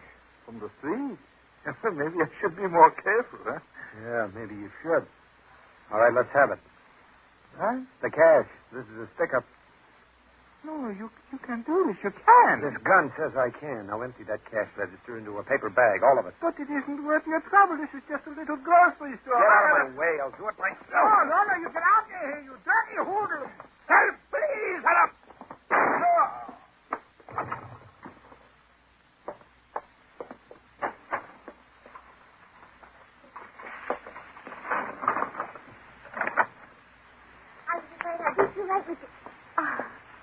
Who are you? Where's Mr. Leibowitz? Oh, he isn't here. He had to leave. Is Mrs. Leibowitz sick again? Yeah, she's sick again. I've been watching the store for him. I was just closing. Oh. Well, what are you looking at me like that for? Don't I know you? No, you don't know me. Look, I'm closing. You'll have to come back tomorrow. Why, I do know you. You're Harry Norris. Sure. Huh? Sure, we went to school together at Stuyvesant High. I'm Ruth Shaw. Remember me? No. No, I guess you wouldn't. But I remember you, Harry. Yeah? I just need a few things before you close. Here's a list. Yeah, all right. You pull down the shades on the windows and throw the lights while I get them, huh? Well, sure. Of all the people to run into, I haven't seen or heard of you since high school. Oh, let's see. Bread. Oh, here. And, coffee. Where's the coffee? Right there above you. Oh. And, potato salad in the refrigerator. You haven't changed a bit, Harry. I'd know you anywhere.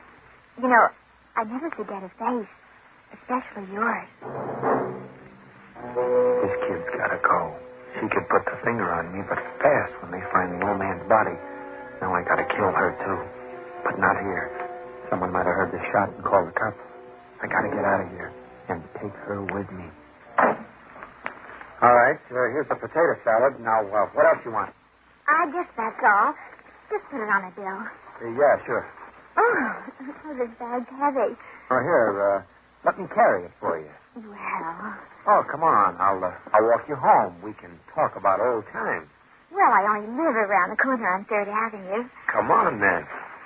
Oh, I forgot. What? I need flour, too. Flour? Yes. I'll get it. Oh, that's all right. I can carry a bag of flour at least. Want me to get the light? Yeah, please.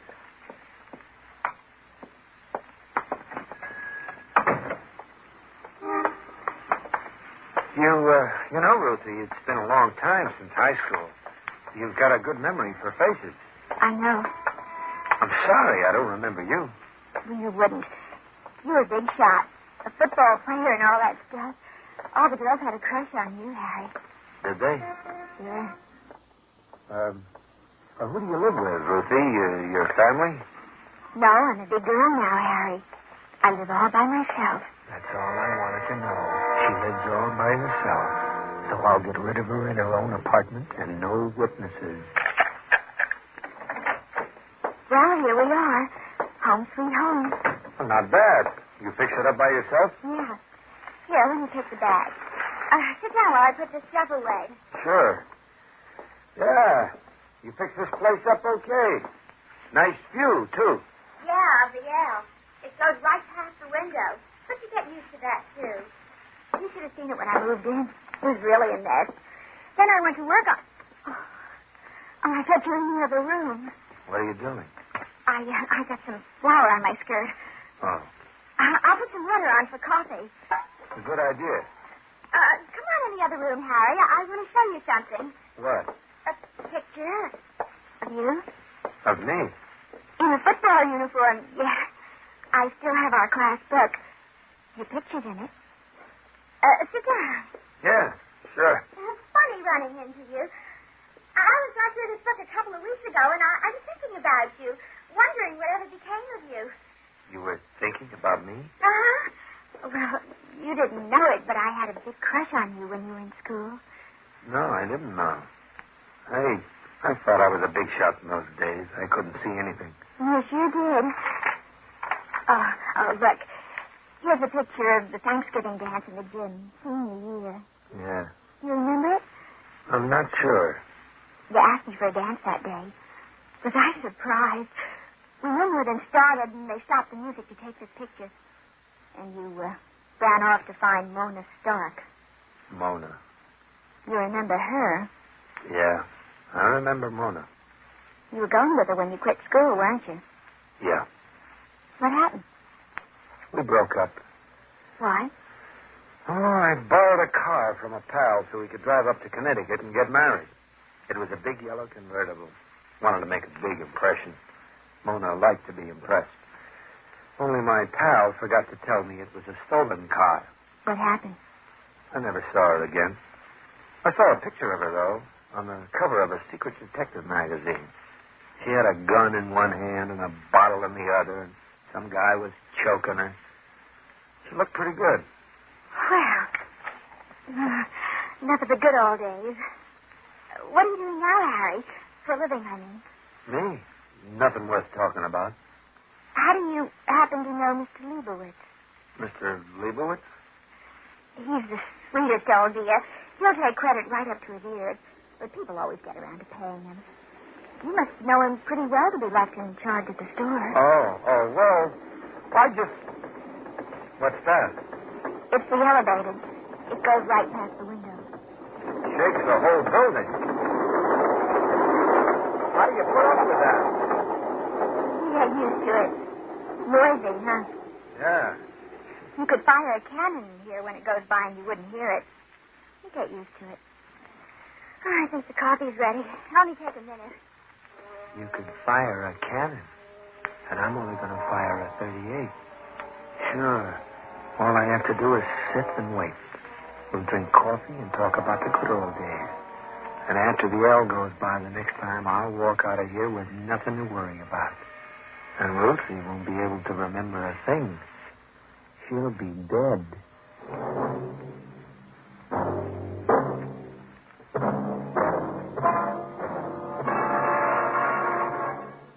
In a moment, we continue with the second act of Suspense. The evolution of a medal.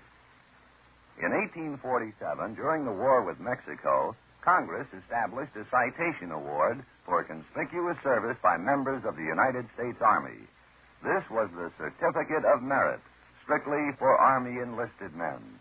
In 1891, almost a half-century later, non-commissioned officers became eligible to receive the certificate. No medal went with this award until 1905, when a coin-shaped medal in bronze bearing a Roman eagle was approved and adopted. The suspension ribbon was vertically striped in red, white, and blue. In July 1918, Congress abolished the Certificate of Merit, replacing it with the Distinguished Service Medal and the Distinguished Service Cross.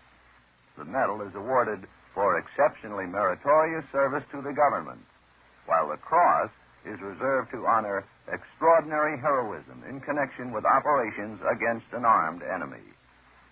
Before the Certificate of Merit was discontinued in 1918, 1,211 enlisted men had received the award. Given in recognition of gallantry in action or exceptionally meritorious service during time of peace, the Certificate of Merit retains an important place among America's historic medals. And now, starring Jackie Cooper, Act 2 of Remember Me.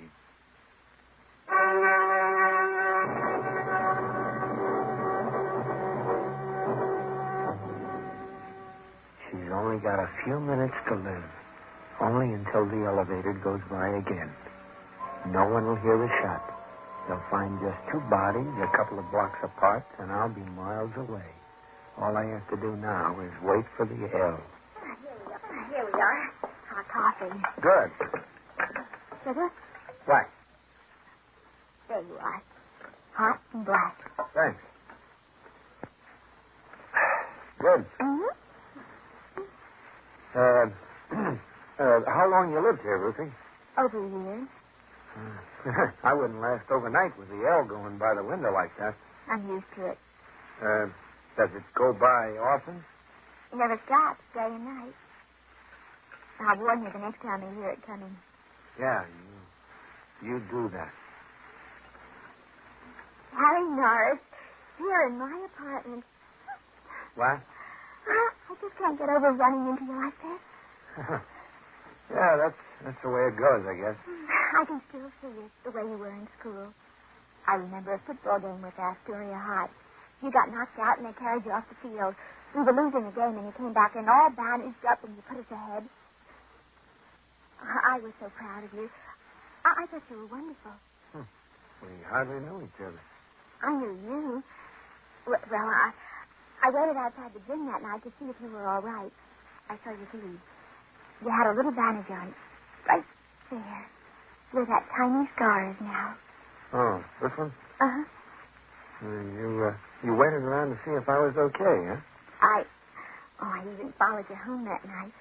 I was afraid you might pass out on the street and there would be no one to take care of you. So I followed you. No fooling. Instead of going home, you stopped into the pool room. And I waited outside for hours. You did? Then it started to snow, and I went home. Funny, I don't remember seeing you, and yet you were around so much. Funny. Well, I was a pretty horrible-looking kid then. Nothing wrong with you now, is there? I wonder how Mrs. Leibowitz is doing. Mrs. Leibowitz? Oh, well, you can stop by in the morning and find out. You like living alone this way? I love it. Don't you get a little lonesome? Sometimes. But I have friends in the neighborhood, and we get together and have crazy times. How come you never got married, Ruth? I never met the kind of man I'd want to spend the rest of my life with, I guess. No boyfriend? No one? It's kind of your fault, Harry. My fault? Uh-huh. When a girl has a crush on a fella and nothing happens, she goes on thinking that maybe someday something will happen. And in the meantime, the other fellas just don't mean much, I guess. You mean you felt that way about me? I did once, when you were in school. But I got over it. Did you? Sure. I guess. You're a funny kid. I don't get you. Forget it, Harry. I wish I could remember you. What you look like. Like I said, I was pretty awful. What are you looking at? Your scar. It's no larger than a match head. Yeah. I can hardly feel it. You only have another tiny scar on the side of your nose. Right here. Where'd you get this one, Harry? Fight, I think. Always the tough guy. That's why the girls liked you so much. You treated them so rough. Did I? And you ignored them most of the time. Yeah. The way you're ignoring me right now. Am I? Only inches between us, and you ignore me. Ignore this, Harry. Rosie. Oh, man. Rosie. Thank you.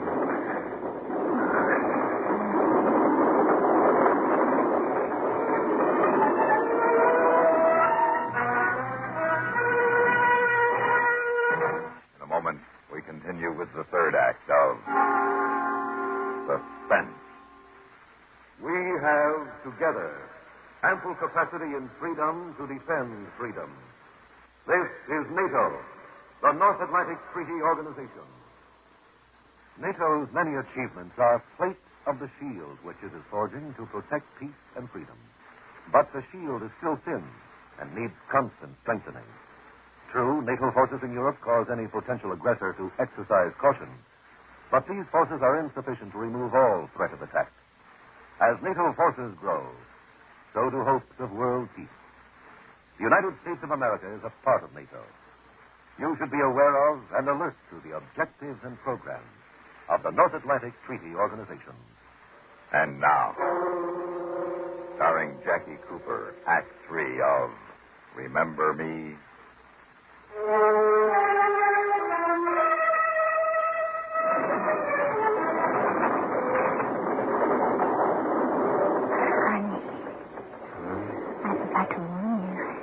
Definitely right.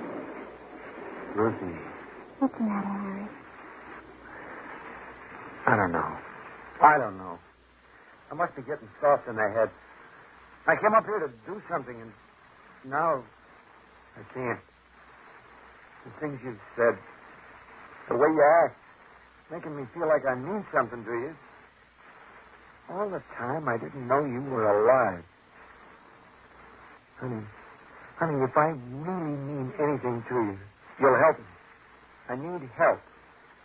Ruthie, can I trust you? Of course you can, baby. I'd do anything. What's this? Lucine, are you home? Who's that? I don't know. Honey, it's Jimmy.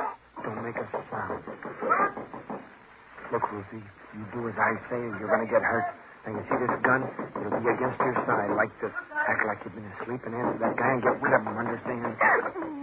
All right, now I'm taking my hand away from your mouth, but you be careful. I don't want anyone to know I'm here. Now, get rid of him. All right, I'll get rid of him. What's going on out there?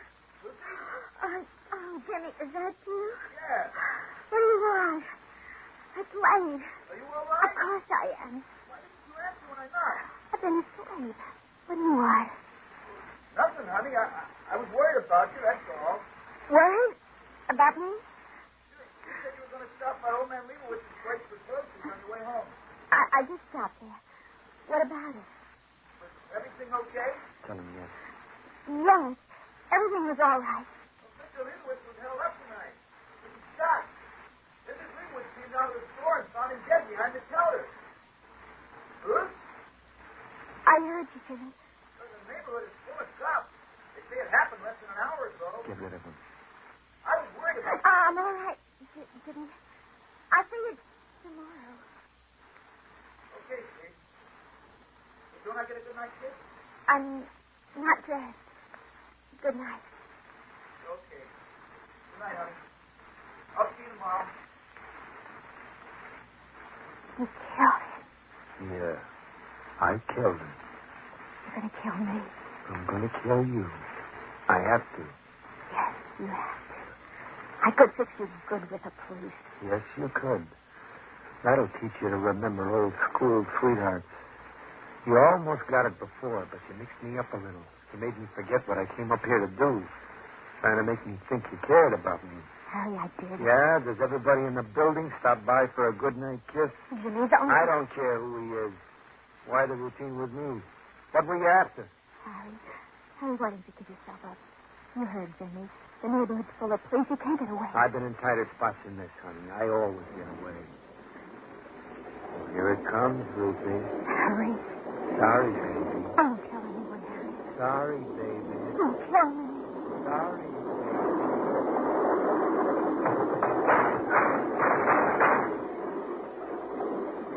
All right, miss.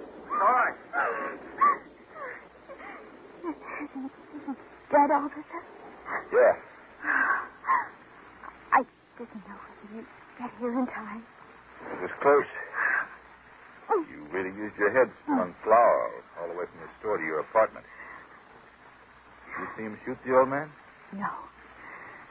No, when Harry opened the refrigerator, I saw Mr. Leaderwood's reflection in the door. He was sprawled out behind the counter, all bloody. How'd you keep this guy here so long without him killing you? We had a lot to talk about. I knew Harry a long time ago. There were things I remembered about him. But he didn't remember me.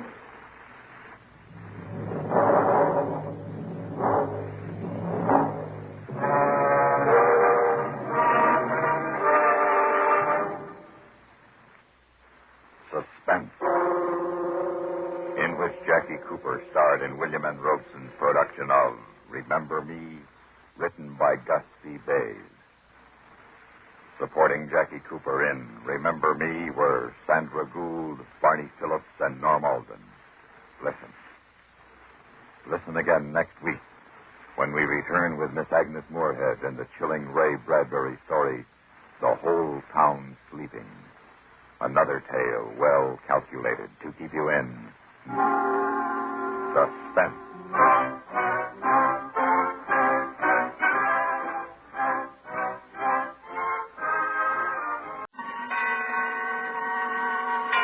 Suspense. And the producer of radio's outstanding theater of thrills, the master of mystery and adventure, William N. Robeson. A small Midwestern town, lying asleep in the moonlight of midnight. Could anything be more familiar, more peaceful, more safe? Certainly not. Unless Ray Bradbury is writing about it. For his is a typewriter of terror. And once again, it has pounded out a tale not only calculated to keep you in suspense, but likely to cost you a night or two of sleep. Listen then as Miss Agnes Moorehead stars in The Whole Town Sleeping, which begins in just a moment. How does our nation honor heroism? One way is to award the Soldier's Medal, a bronze octagon on which is displayed an eagle standing between two groups of stars. The medal is suspended from a blue ribbon with 13 narrow stripes in the center, 7 white and a ravine. In the town, the sidewalks were still scorched. The stores were closing and the streets were turning dark. Screen doors whined their springs and banged. And there was the sound of Grandma Hanlon's hammock creaking across the street. On her solitary porch, Lavinia knit. Age 37, very straight and slim, sat waiting. Here I am, Lavinia. Lavinia turned. There was Francine at the bottom porch step, all in snow white. I won't be a minute, Francine. I just have to lock the door. All right. I do like your dress, dear. Why, thank you, Francine. You look so well in that color. I'm afraid I can never wear it. It makes me look sallow. Oh, no, it doesn't. I'm sure it doesn't.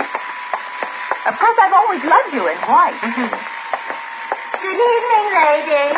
Good evening, Mrs. Harmon. Good evening. Well, where are you ladies going all dressed up so pretty? To the movies, Mrs. Harmon. It's William Holden tonight. You won't catch me out on a night like this. Not with the lonely ones, strangling women. Lock myself in with my gun. That's what I'm going to do. I wouldn't worry, Mrs. Harmon. Oh, you wouldn't. wouldn't you? But what about Eliza Ramsel? You think she's not worrying? I'll lock myself in with a gun. That's what you ladies should do. So silly. Silly old woman. Hasn't got anything better to do than scare herself with rumors and gossip. Well, just the same. Hattie McDowell was killed a month ago. And Roberta Ferry the month before.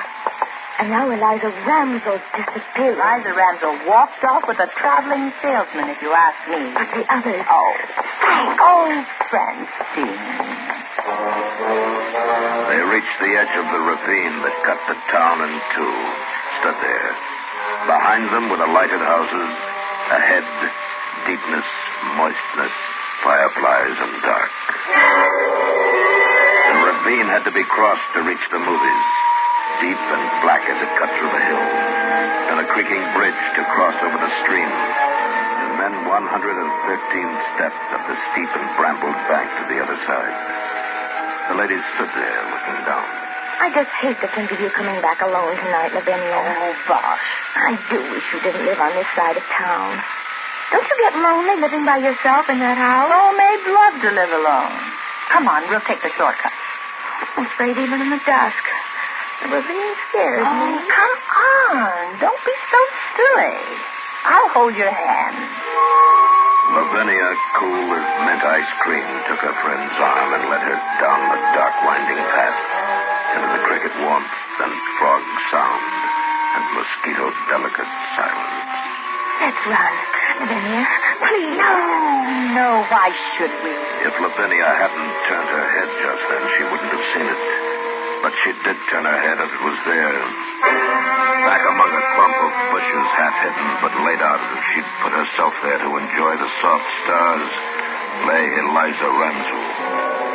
Her face moon-freckled, her eyes like white marble. And then Francine saw it too, and the women stood on the path for a frozen second, not believing what they saw.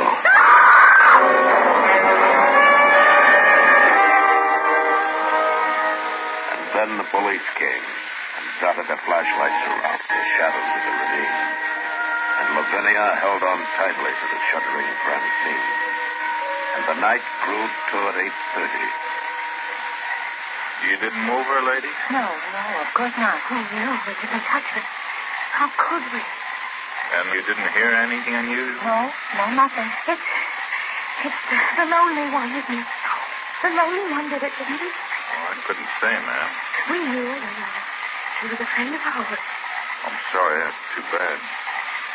I'll have one of my men walk you across the ravine. Oh, that won't be necessary. Thank you very much. We'll be all right. Lavinia? Come along, dear. I've never seen a dead person before. Come on. It's only a little after 8:30. We'll pick up Helen and get on to the show. The show? Lavinia, you don't mean it. Of course I do. You've got to forget about this. There's no good brooding about it. Now, if we hurry, we won't miss too much of the first week.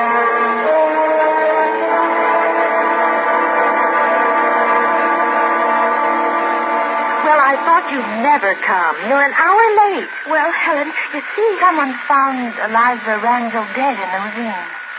Oh, no. Who found her? Well, we don't know. How awful.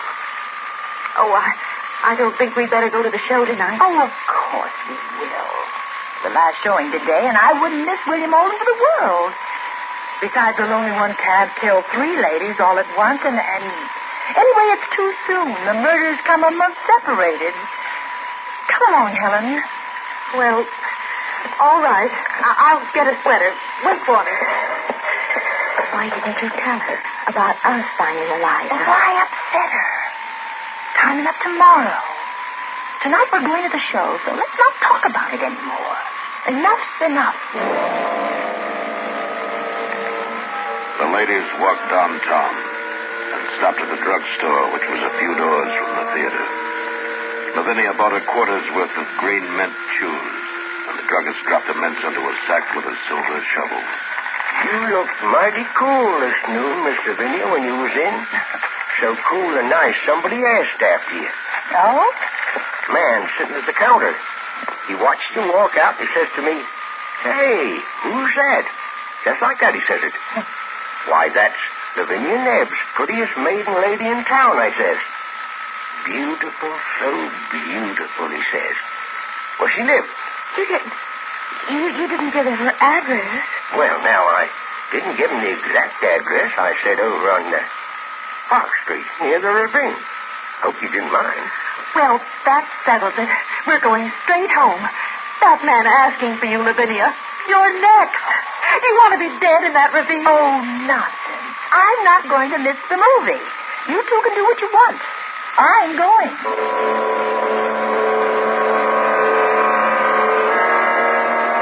In the end, they all went to the show. Lavinia was like that. Cool, self-possessed, and persuasive. And when they came out of the show, the streets were midnight clean and empty as they walked Francine home. Lavinia, Helen, stay here with me tonight. It's late. Mrs. Murdoch has an extra room. No, thanks. I don't sleep well away from my own bed. Please, Lavinia, please. I promise I'll call you the very minute I get home. Will you? Yes. Will you really? Yes, I promise. Now, Helen, you make a promise to call you, too. I will. Good night. Good night. And please be careful. Now, I'll walk you home, Helen.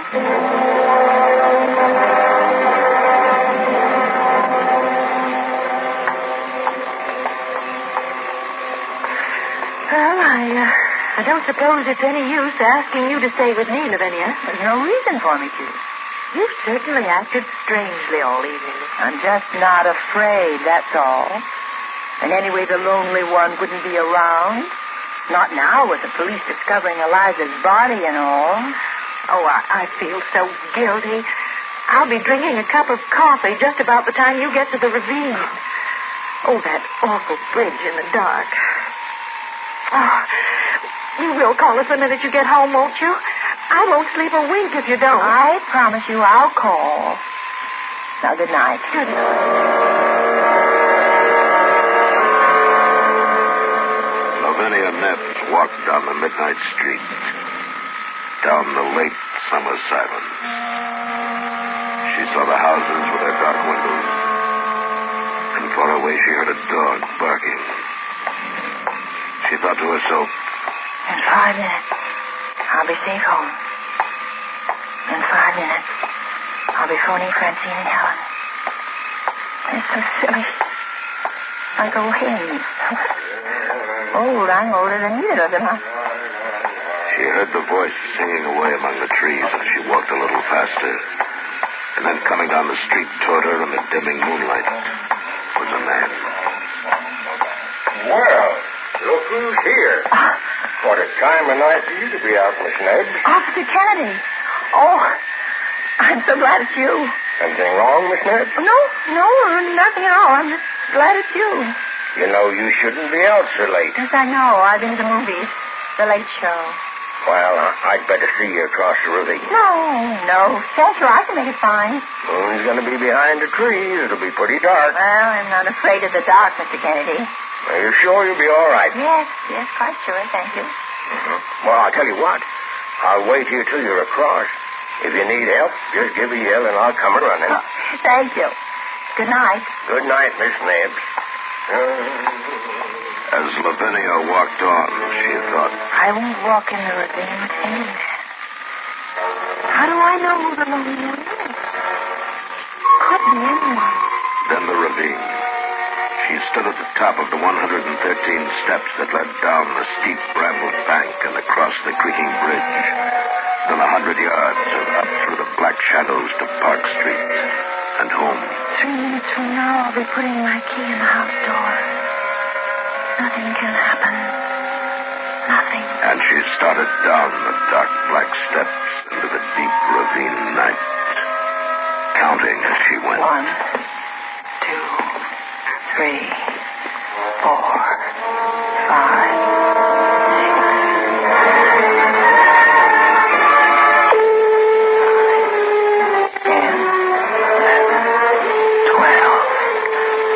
And Lavinia went down the steps, counting as she went. 16. The ravine was deep, and the world was gone. The safe world of people and men. The locked doors, the town, the drugstore, theater, life. Everything was gone. Only the ravine existed and lived, black and huge about it. 32, 33, 34. Nothing's happened, has it? No. Is there? 40, 41, 42, 43, 44, 40. Remember that old story you told each other when we were children? About the dark man coming into your house and upstairs in bed. Now he's at the first step coming up to your room. Now he's at the second step. Now he's at the third and fourth and the fifth step. How you laughed and screamed at that story.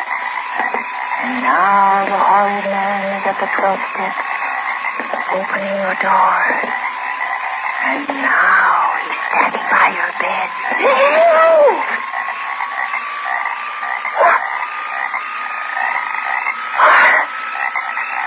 There at the bottom of the steps.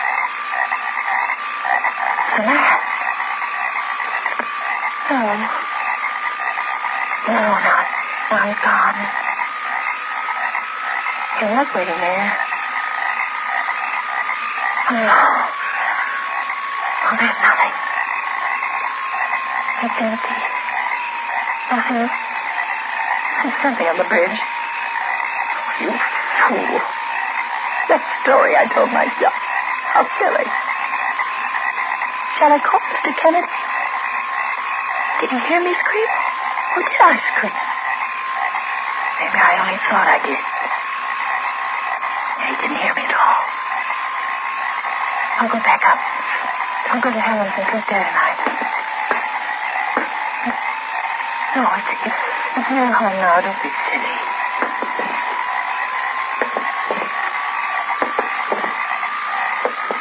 Wait. Someone's following me. Someone's on the steps behind me. I don't dare turn around. Every time I take a step, he takes one.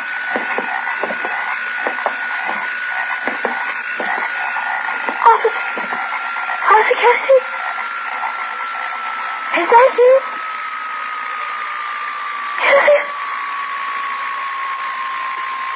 The crickets were suddenly still. The crickets were listening. The night was listening to her. Then there was a sound. Only a woodchuck surely beating a hollow log.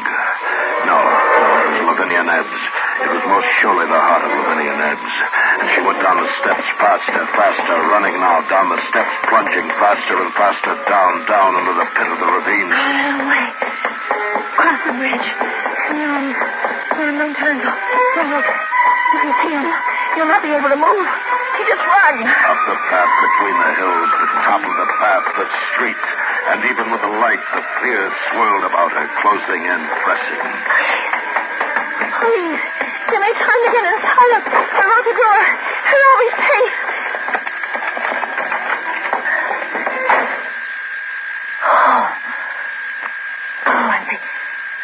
I'm safe at home. I'm safe home. I'll never go out again. Oh, it's so good. It's so safe inside. I'm locked and safe inside. Wait, the window.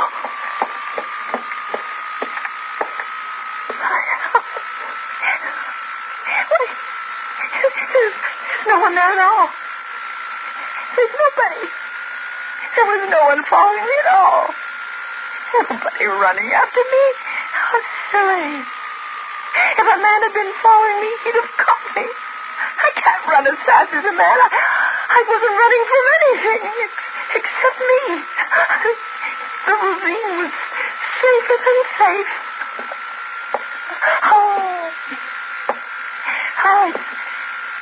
It's nice to be home, though. home's a really good, warm, safe place. The only... She had just put her hand out to the light switch when she heard it behind her in the blackness. Just a movement.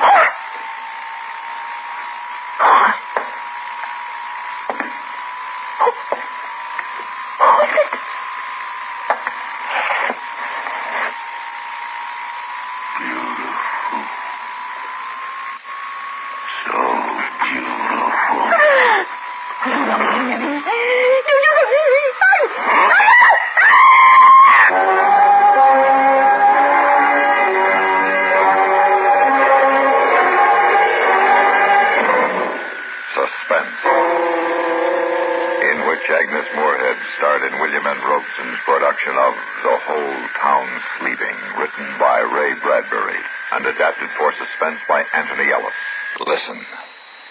Listen again next week when we return with another tale well calculated to keep you in suspense.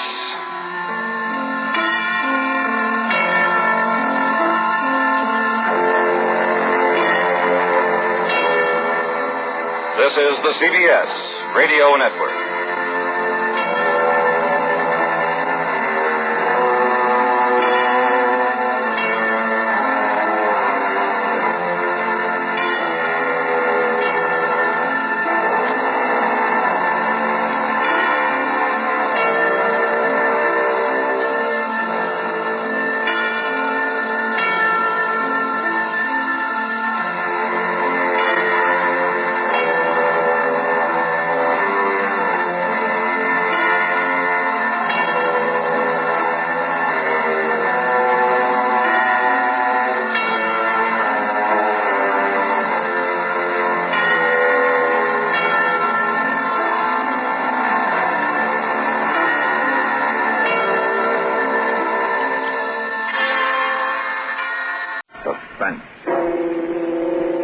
And the producer of radio's outstanding theater of thrills, the master of mystery and adventure, William N. Robeson. One man's war is another man's history lesson. Yet it is only 44 years ago this Indian summer that the war before the last set Europe afire. To today's missile-minded men in uniform, it was a quaint war, which began with bravado cavalry charges and ended in the sickening, senseless stalemate of the trenches. But to the fighting man of 1914, it was real. Its bullets killed, its shrapnel tore the flesh, its grenades disemboweled. And whatever else it may have failed to accomplish, that First World War inspired some of the century's best literature, an example of which you are about to hear. One of the most provocative short stories of World War I. Listen then as Herbert Marshall stars in The Man Who Won the War. The Man Who Won the War, starring Herbert Marshall. A tale well calculated to keep you in suspense.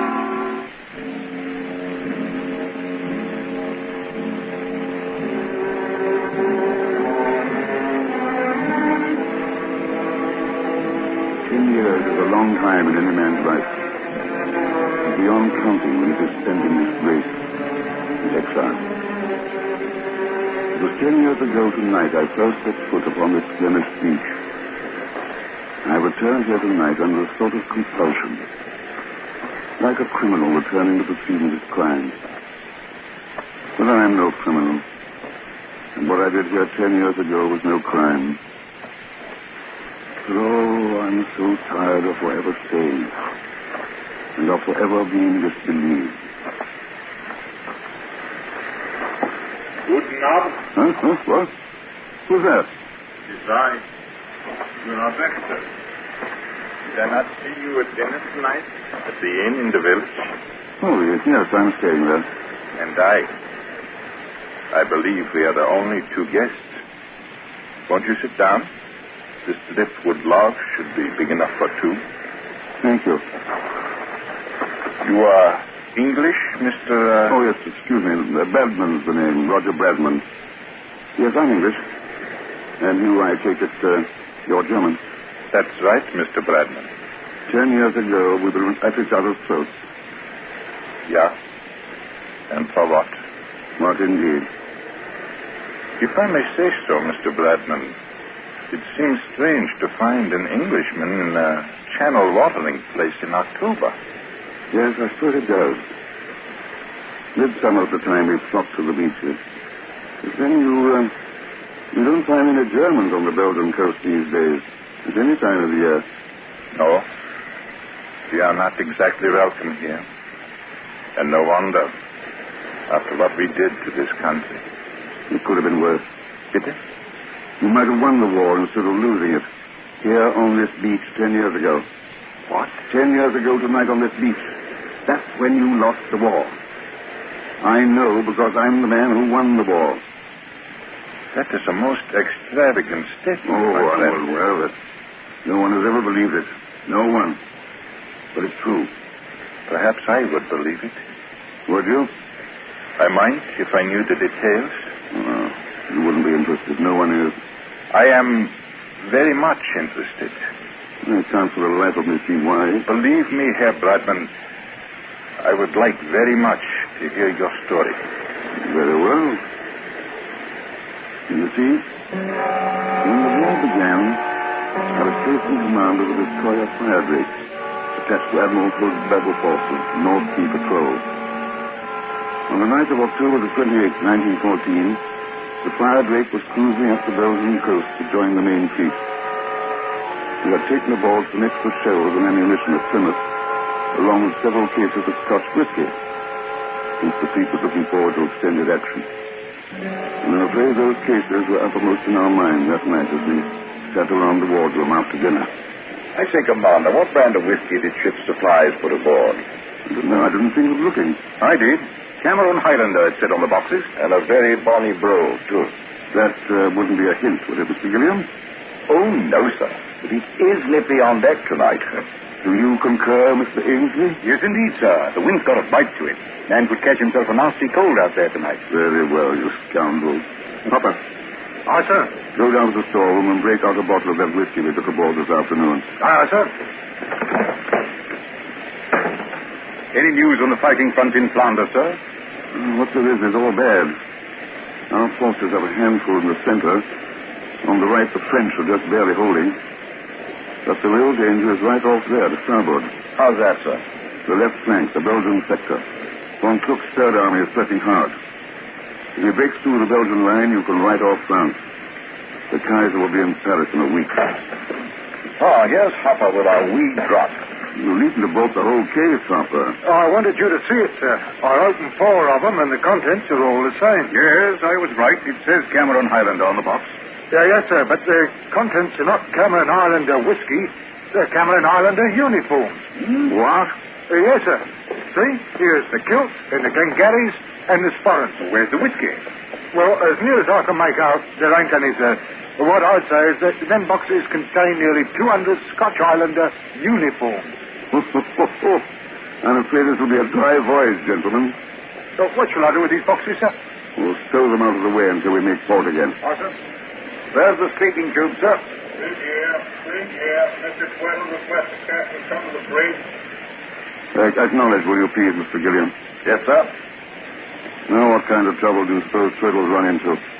Coming along, Ainsley? Might as well. Can't bring kilts from Glengarry's.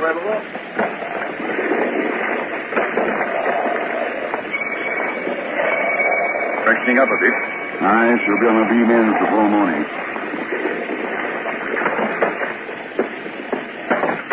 Yes, Mr. Tweddle? Don't you want to see this, sir? Well, Look, there on our starboard quarter, a tiny light. yes, I see it. Yeah, take a look through the night glasses. Flashing on and off. That's right. And according to my reckoning, we're off the mouth of the Yser River. Now, if you look at this chart, you'll see that there are no lighthouses along this stretch of coast. Yet there's a flashing light where no light ought to be. Perhaps it's a signal of some sort, sir. Undoubtedly, but whose? Well, the Germans can't have advanced so far. How can you be sure, Mr. Ainsley? Wait a minute.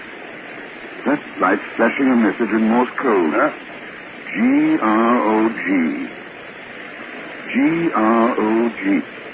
Quartermaster. Aye, sir. Change course to 110. Change course to 110, aye, sir. Now steering 110. What are you going to do, sir? Take a closer look. But, sir, this might be a trap. Yes, it might. But don't you recognize the code word, grog, Mr. Tweddle? No, sir. You were never a midshipman in the Royal Navy, were you, Mr. Tweddle? No, sir. My apprenticeship was in the merchant service. Then, of course, grog wouldn't mean anything to you. I don't understand, sir. Well, Mr. Tweddle, G-R-O-G is a midshipman's joke. It means good rum on goose days. Well, I don't understand, so when is Goose Day? That's the joke, Mr. Tweddle. Goose Day never comes. In juvenile, I admit, assassination is esoteric when you're 14 years old. Why would anybody be sending a midshipman code word from the coast of Belgium in the middle of a war? That, Mr. Ainsley, is what we're going to find out. Be good enough to tick off a landing party. Aye, sir. Number 2 power launch. We shall go ashore in 10 minutes. But, Captain... You have your orders, Mr. Ainsley. All right, sir. You can't be serious, Captain. I am, Mr. Tweddle. But this might be a trap. We have no way of knowing whether the Germans have advanced beyond this point or not. Yes, it might be a trap. Or it might be some poor beggar trying to escape the advance. It's worth looking into. But suppose it is a trap. Now, don't you worry, Mr. Tweddle. I'm not asking you to go ashore. I'm leading the landing party myself. It is not a matter of fear, sir. Naturally. One of caution. Of course. Half speed ahead. Half speed ahead, sir. The fleet orders clearly state. I'm quite aware of the contents of the fleet orders. And they state that elements of the Royal Navy are to give all possible aid and assistance to shore positions. They also limit such aid to ships of the class of the Mercy and the Seven. Very true, Mr. Tweddle.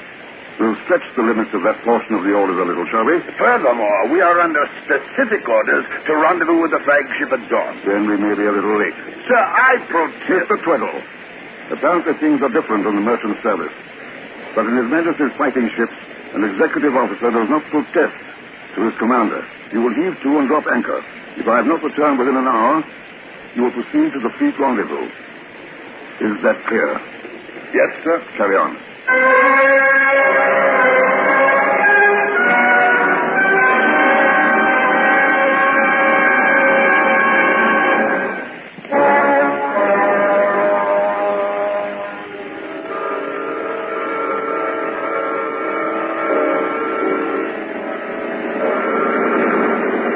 We're about half a mile down the beach from the light now, sir.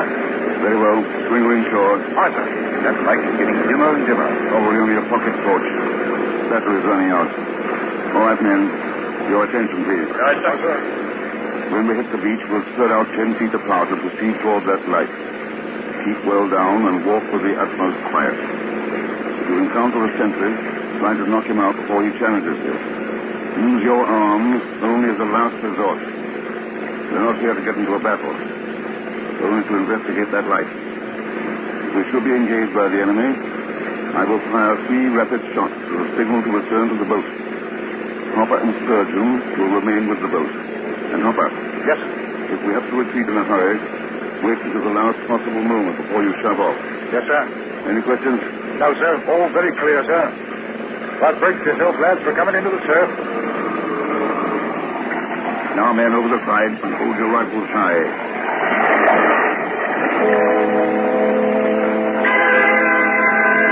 With 100 yards from where we landed, we encountered a German sentry. He was asleep, poor beggar. I suppose you figured no one would be around this afternoon in the middle of the night, and he's undoubtedly done in. He was sitting on a log, and he'd taken off his boots, steadily baking feet in the cool sand. I'm afraid he wasn't a very cheerful example of the German military machine that night. For with no trouble at all, Mr. Ainsley and I crept up on him and had him bound and gagged before he was quite awake. There we are. Don't think he'll give us any trouble now, sir. I shall think not. Now, my friend, bleiben Sie ruhig und Ihnen wird nichts passieren. We'll take him along, Mr. Ainsley. All right, sir. Margaret. Sir? Put on this fellow's spiked helmet and remain at his post. If a relief sentry appears, take care of him. But no shooting unless absolutely necessary. Yes, sir. Let's get a move on, men.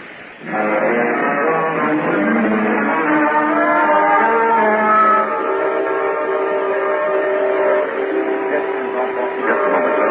Yes, sir. What are their voices? Black men, halt.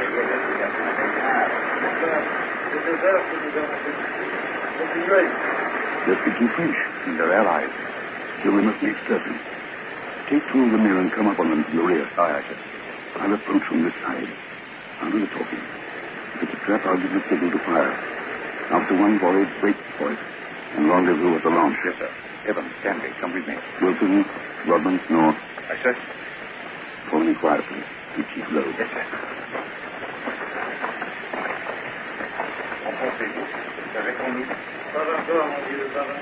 Allô? Que faites-vous là? Qu'est-ce qui se passe?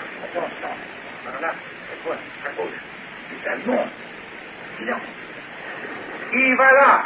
Vos amis, anglais. Ah, Dieu. Enfin. Par ici. What did he say, sir? He said to approach. They're Belgians or French. Come on, men. Salut, mes amis. Est-ce que vous parlez anglais? Why, yes. I speak English a little. Oh, good. I dare say your English is better than my French. May I introduce myself? I'm Commander Bradman of His Majesty's ship Fire Drake. I can't tell you how glad I am to meet you, Commander.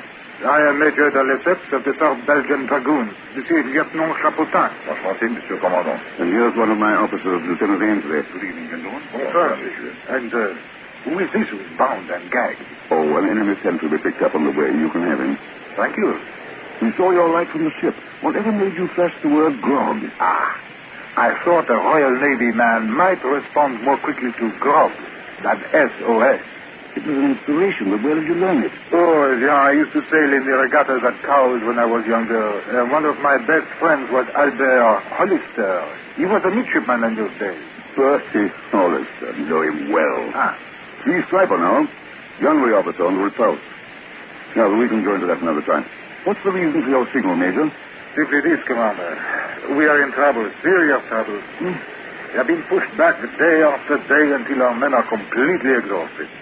Our orders are to make a stand here at the Isère River, long enough to give the sappers time to blow the dikes. Once the dikes are broken, the river should stop the enemy. How long will it take to blow the dikes? We must hold the line until sundown, roughly 18 hours. And you can't do that? I seriously doubt it, Commander. We have appealed to your army for help, but it is completely engaged on our right and can send us no reinforcements. The French are too far south, and they have their hands full, too. Now, it was my suggestion that tonight staff meeting to seek help from the sea, as is our last chance. Well, what do you want us to do? Stand by us and bring your guns to bear on the enemy's advance. But we're only a destroyer, Major. We haven't enough firepower to do any good whatsoever. And we haven't the range for offshore bombardment. Then we are finished. So is the war. There's nothing between Von Kluck and Paris but us. I'm sorry, Major. Écoutez, they're starting the barrage early this morning. I suppose they know this is the last day. We stood there listening to the angry boom of the big guns, each man alone with his hopeless thoughts. My gaze wandered to the hapless German sentry lying where we had dumped him in the sand. His eyes were wide open with fear, and he looked like a schoolboy victim of some upper-class ragging. His bare legs protruding skin away from his rolled-up trousers. Bare legs? Mr. Ainsley. The kilts. The kilts, sir? Yes, we can put a company of Cameron Highlanders into the Belgian lines. I'm sorry, sir. I don't quite follow. Major, we can help you. Oh, it's a long, long shot, but it might work. What might work, Commander? Somebody made a botch back in Plymouth and loaded us with cases of Scotch uniforms instead of Scotch whiskey. There are nearly 200 complete uniforms of the 1st Cameron Highlanders aboard. Yes, but I don't... We'll give them to you. Put them on the company of your men. Let them show themselves in the front lines when the attack begins this morning. And perhaps, the Germans will think the British have rushed in a crack division to reinforce them. Yes, it might work. We can let you have a few Lewis guns, too. But there won't be much help unless the uniforms do the trick. Well, it is, as you say, a long shot, but let's try it. Very well. Mr. Ainsley? Sir. Go back to the ship at once and fetch those cases of uniforms and 4 cases of Lewis guns and ammunition. All right, sir.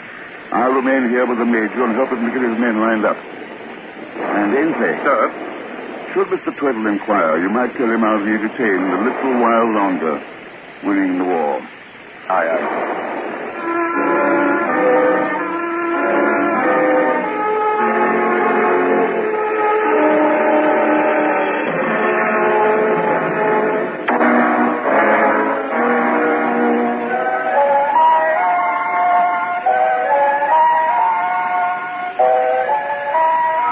night I shall never forget. 200 men solemnly changing their battle-dirty green uniforms for the gay kilts and tartans in the pale light of the setting moon. Everything was done with the utmost respect and intelligence.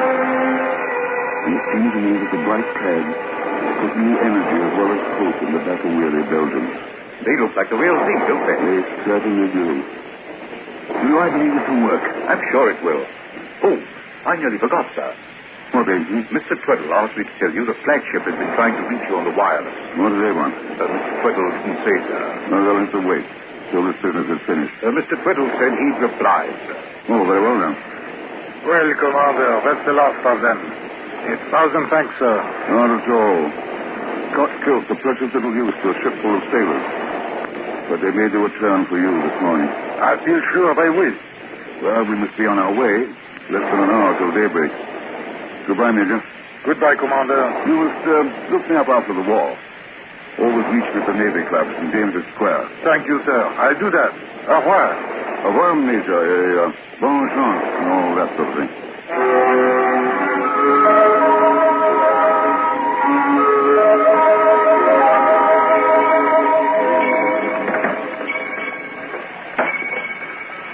Well, Mr. Tweddle, I think we can get underway now. Finished with your visit ashore, sir? It's scarcely a social call, Mr. Tweddle. I think it may have been of some help to our allies this morning. Of course, sir. The flagship's been trying to reach you, sir. Oh, yes, Mr. Ainsley said something. I signaled them that you'd gone ashore. Oh, you did? That must have intrigued them. Well, I shouldn't say they were pleased. I just received this reply from them. Uh-huh. As senior officer present aboard, you are ordered to take command of Firedrake and proceed to Fleet Rendezvous immediately. Well, that's a neat double cross, Mr. Tweddle. I'm sorry, Mr. Bradman, but my responsibility is to the ship on which I serve. Yes, I can see that it is. However, since you are once more aboard... Oh, no, Mr. Tweddle. You have your orders from the flag. Follow them. Meddling rule-book sailor. His captured wireless message has made an unnecessary embarrassment for me. But I had no doubt that my explanation of the night's work would fully satisfy the Admiral. So let Mr. Tweddle have his little moment of triumphant command. I stood up in the starboard bridge wing as it pulled away from the Belgian coast. And through my binoculars in the gray dawn, I thought I saw the flashing red and yellow of the Cameron flag as the last day of the first battle of Flanders began. As I expected, the Admiral made a thorough investigation of the matter. And a few days later, I faced him in his quarters aboard the flagship. Commander Bradman, your little adventure of a few nights ago involved some very serious breaches of discipline. You disposed of war material without authorization. You left your ship without authorization. You deliberately violated the fleet orders regarding assistance to land forces. And I managed to stop the German advance dead in its tracks. We know that the German advance has been stopped, Commander, but it was stopped by opening the dikes of the Yser River, a plan which has been part of the Belgian and French grand strategy for years. Sir, the dikes would never have been opened if the Belgian line hadn't held that last day of the battle. And they held because the German attack was slowed down. And it was slowed down because the Germans thought the Belgians were reinforced by the 1st Cameron Highlanders. I have given your story the benefit of every doubt, Commander. I've even queried the Belgian General Staff to try to substantiate it. I have the reply. They have no record of any unit being outfitted in Highlanders' uniform. This was not a General Staff matter. It was on a regimental level. I may say there is even some doubt on the part of the members of your crew whether or not the men who received the uniforms were Belgians. What? Yes. Mr. Tweddle says... Mr. Tweddle, that meddling fool from the cargo That's ship. enough, Commander. It is the decision of the Fleet Inquiry Board that you be relieved of your command, placed in irons, and be returned to Hull to face court-martial.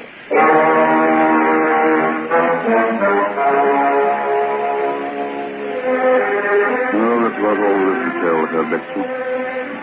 The court-martial at Hull sustained the Board of Inquiry's decision, and I spent the rest of the war in prison. Afterwards, I naturally had to leave England. And wherever I went, sooner or later, Vancouver, Singapore, Melbourne, the story, their story, followed me. So Sooner or later, some ex-Navy man would turn up to recognize me, and I would have to move on. And that's the way it's been since.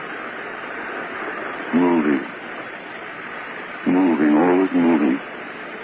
Until at last I was compelled to return to this very spot where it all happened. Why, I don't know. I know. You do? Yes. To find someone who believes you are the man who won the war. Do you believe it? Yes. You see, I too have been compelled to return here tonight. You? Why? Because I am the man who lost the war. What? Yes. I am the German sentry you found asleep at his post. Then there was nothing more to say. Nothing to say. He turned and walked slowly back along the beach toward the sleeping town. I suppose the tomb was loneliest being on earth.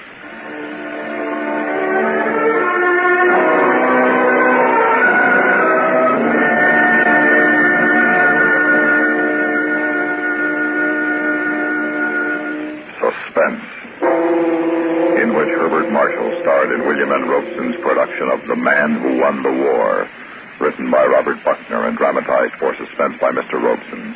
Herbert Marshall and The Man Who Won the War were Abraham Sofair, Ramsey Hill, Ben Wright, Ted DeCorsia, and Barney Phillips. Listen again next week when we return with another tale well calculated to keep you in suspense.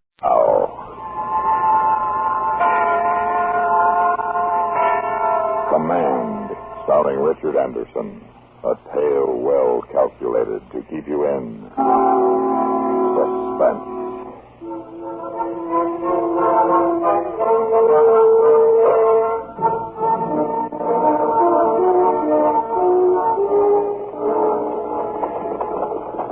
Sergeant Britos.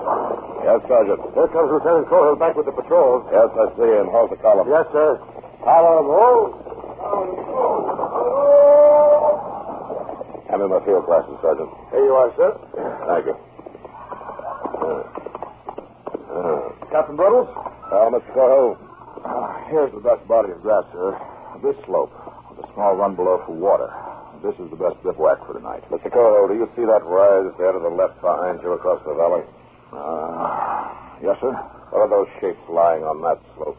Small herd of buffalo, sir. Sleeping, it seems. We didn't go that far. We turned back when we saw them. Well, the wind has shifted a bit. Take a deep breath, Mr. Cohill. Yes, sir. Smell anything? No, sir.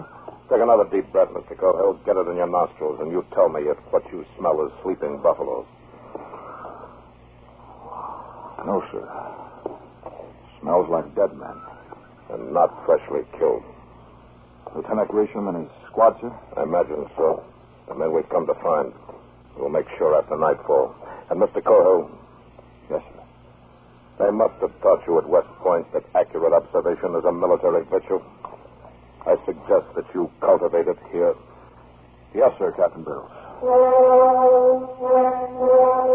Yes, sir, Captain Brittles. No, sir, Captain Brittles. Of all the officers in the United States Cavalry, why did they have to assign me to him? A handbook soldier.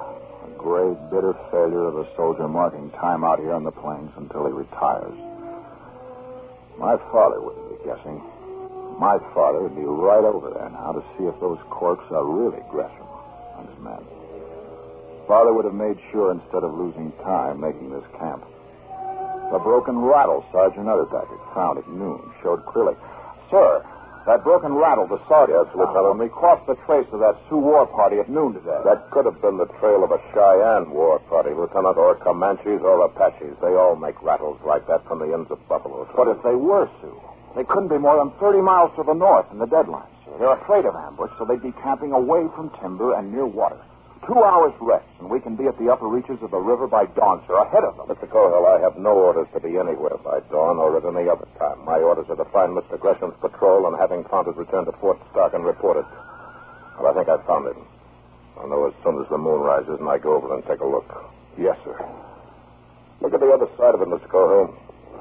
Suppose that war party was Cheyenne, which they might be instead of Sioux. They wouldn't be in the Deadlands. Cheyennes would head for timber along the lower Mesa Roja. So would Arapahoes, Kiowas, or Comanches. They all bivouac in open timber. And Mr. Cohill, they all make rattles out of buffalo toes. Yes, sir. Now pass the word to Sergeant at the back that dinner will be at 6:30, but the bugler will not sound called. Yes, sir. And Mr. Cohill. Sir? There is no shortcut to the top of the glory heap.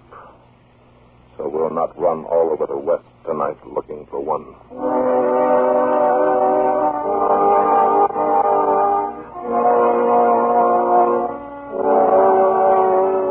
If death in battle is a soldier's path to glory, Mr. Gresham and his patrol had found the shortcut. Yet what we looked upon that night was not glorious. 10 bodies, stripped naked, pin-cushioned to the prairie with arrows, their feet and their right hands hacked off. They sold their lives dearly. The empty cartridge cases said that. At least they respected them as fighting men. How's that, Sergeant? Every one of them skinned bald-headed so he can cross the shadow waters without trouble. And whoever did it don't want to fight them again. Why? Hands and feet cut off, that's why. To cripple them in case they meet in the hereafter. Sergeant. Yes, Captain? You still think the Sioux did this? No, sir. Not now, sir. Why not? I made the march from Bench toward the Santa Fe with Steve Carney, and I know an Apache arrow when I see one, sir. Even 1,000 miles from where they're made. Yes, but that Sioux trail we crossed this morning, that war party could have brushed with an Apache war party and come by Apache arrows. No, this job is 2 days old. It wasn't that Sioux war party. This is Apache work. How do you figure that? Mostly because the captain knows it's Apache work, too. Lieutenant Coyle. Sir? Take the crazy tail. Yes, sir. Sergeant? Yes, sir. We'll move the company out at 10 tonight. Yes, sir. We'll return to Fort Stark to report this massacre as fast as we can. Yes, sir. So, he's showing me. Makes his lieutenant first gravedigger. Confides his plans to his sergeant in exchange for flattery.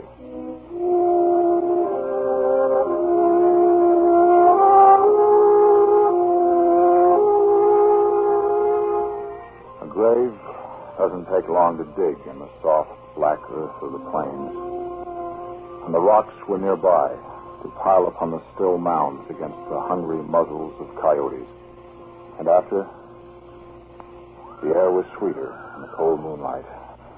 And the job done in plenty of time for Captain Brittle's evacuation. The commander's prepared to mount, sir. Very good, Sergeant. Captain Brittles? Yes, Mr. Coyle. Excuse me, sir, but can't we go after the Indians who did this? Can't we try to... Mr. Coyle, the United States Cavalry is not out here to fight Indians. We're here to watch them and report on them for the Indian Bureau. We fight only if they attack us. I refer you to the standing orders of the Department of the Platte. They are most explicit on this point. Yes, sir, I know, sir. But Mr. Grisham was a... How do you know that, Lieutenant? Well, I don't know for sure. Of course you don't. But he's dead. And his command, dead and mutilated. We ought to... Other what, Lieutenant? Avenge. You disabuse yourself of your classroom problem, Mr. Cohill. Out here we obey orders. Sergeant. Yes, sir. Pass the word to mount. Yes, sir. Up, guys. Yes. Pass the word, mount. Pass the word, mount. Pass the word, mount.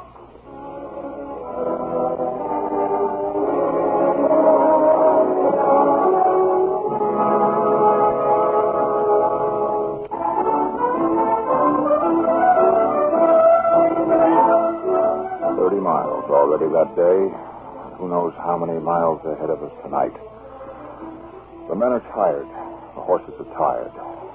Hour after hour. Walk 30 minutes. Trot 5 minutes. Dismount and lead 10 minutes. Unbit and graze 15 minutes every hour. Hour after hour. Got a chaw eating tobacco mittened off. Ain't got much. Give me a loan of some. You can get some more at the fort tomorrow. Here. I'll still have any, you know. Don't approve of chawing tobacco. My ma don't, that is. Say. God almighty. Gettysburg wasn't like this. You tell. Oh, sir. There was roads leading to Gettysburg. Hey, Middendorf. Stop us back on Cemetery Ridge again. Pity he didn't say that. About the only mistake Robert E. Lee ever made. top leaf clover where he found it. Just the same, Army was the Army in them days. Less than tents. You got a furlough, there was girls, not squaws. Well, if you like it so much, why don't you go back where there is girls? I was swindled. Joined up again because they said to be fighting out here. Only fighting I seen west of Missouri is on Saturday nights in the barracks. They ain't like the old Army. I remember a girl in Richmond, the time I was with Grant when we took Richmond. Prettiest little Virginia creature you ever... Not a bag. Yes, sir. I'd like to ask you a question. Yes, sir. How did you know the captain thought they were Apaches that killed Mr. Gresham's detail? I've been his first sergeant for a long time. You get to know. I see. Sergeant, do I get to know? This is a different kind of service out here, sir. Like Sarver up there was saying a minute ago, this ain't Gettysburg. It ain't full-dress war. But it's the only kind the captain and me ever served in, sir. And you get to know it, just like you get to know siege operations or saber charge by company front after you had enough of them. But during the war between the states, didn't Yeah, you? no, sir. Neither Captain Brittles nor me saw service in the States, sir. While the North and the South were at each other, the West still had to be held. Somebody had to do it. I see. Yes, I see a lot now.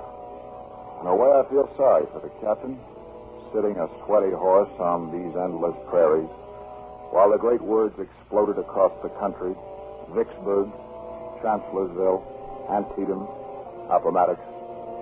The policeman on the corner, while history rolled across Georgia to the sea.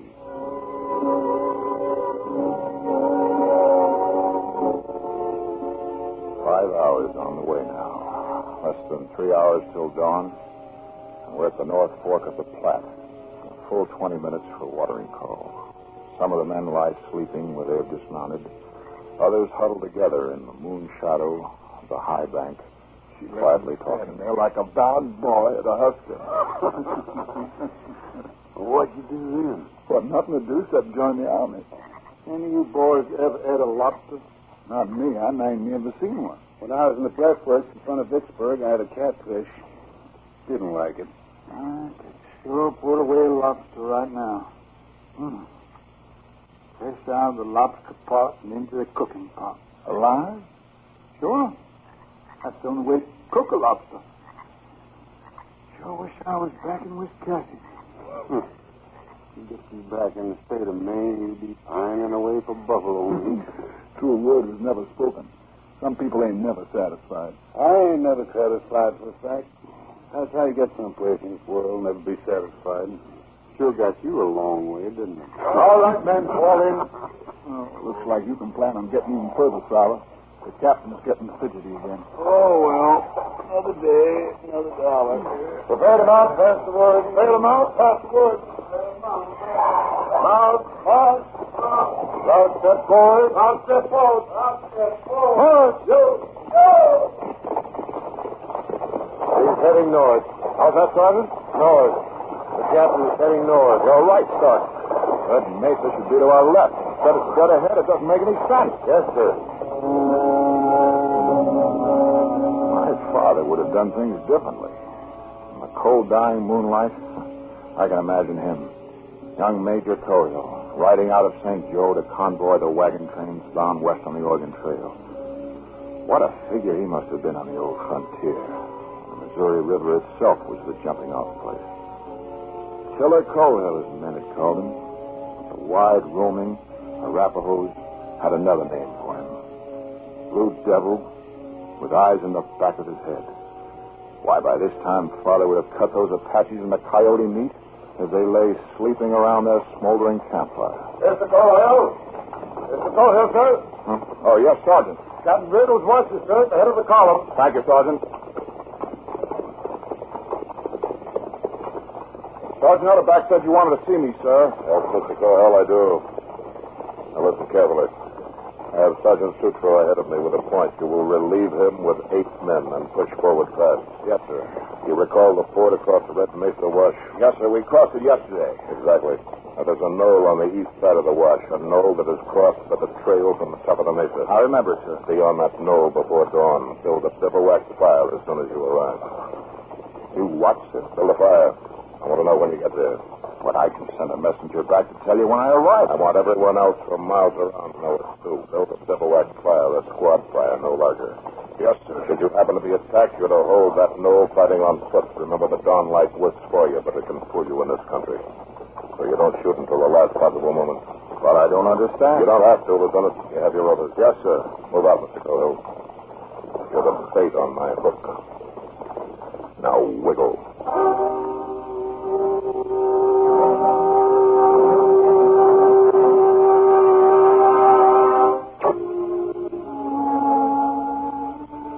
You knew Red Mesa was there only because the stars stopped where it stood. The moon was a honey-colored ladle, spilling blackness over the edge of the plains. Then the jagged teeth of the Rockies broke it into ragged potsherds, and it was gone. It was dark, black dark, cold dark. The squad fire sputtered and took and pushed the night backward. This was different. This was command. This was the final moment of a soldier's heritage. To stand ready to fire and be fired upon, to kill and be killed. It wasn't at all like you expected. It just plumb scared you. Mittendorf, don't stand still. Keep moving a little all the time. And slap those mouths. Keep them moving, too. Yes, sir. Lieutenant Cohill. Yes, Saber. How come the captain sent us up here to sashay around the top of this little hill? He said that we're the bait on his hook. Huh? The decoy. There's an Indian war party. We're to draw them out. Better put some bacon to fry, Coffin. Make it look natural. Yes, sir. Nina Williams may end up like Mr. Gresham and his patrol. There's always that possibility. Ain't a prospect that pleases, sir. That's what a soldier lives for, Saber. To die. Yes, sir. It was a good performance. When he watching Sioux or Apache, here was a small white soldier war party. Fire lighted, bacon cooking, horses unsaddled, and warriors sleeping from a long night march. Soft for the killing. Only the warriors weren't sleeping. Beyond the yellow carpet of firelight, they lay fanned out behind their saddles, waiting, sorting the night sounds with straining ears, pushing at the soft wall of darkness with widened eyes.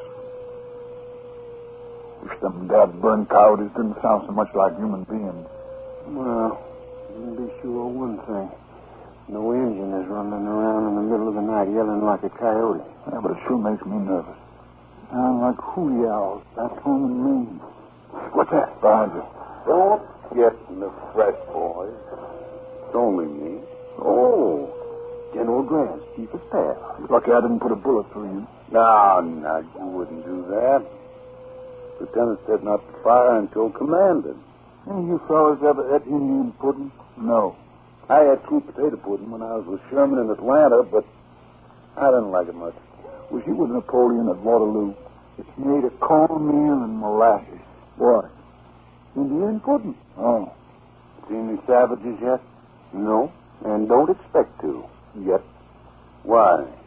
Bearing an Indian west of the Missouri will come out and fight at night if he can help it. Then what are we worrying about? Who's worrying? Not me. No. Then you can start worrying. Huh? Listen to them birds. Dawn's coming.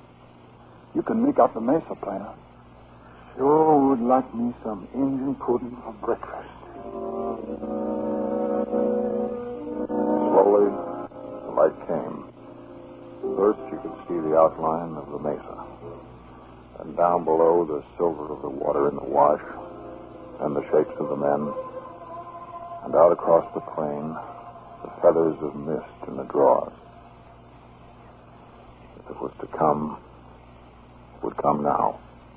Arrows. We're shooting arrows. What'd you expect, the Indians? Hold your fire, men. What was that? Hit one of the horses. Here they come. My leg. Hold your fire. Now hold it. Fire!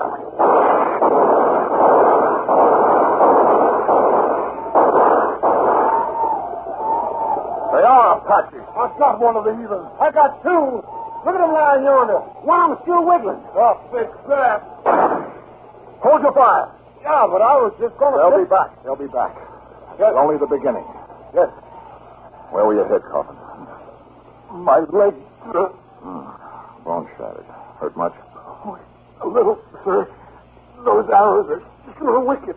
Go right through them, man, if they don't hit bone. Do tell. No action in the new army, huh, Sarver? Well, it ain't exactly like Gettysburg. Here they come again. Now hold fire. Light's better this time. Makes no difference. Hold your fire.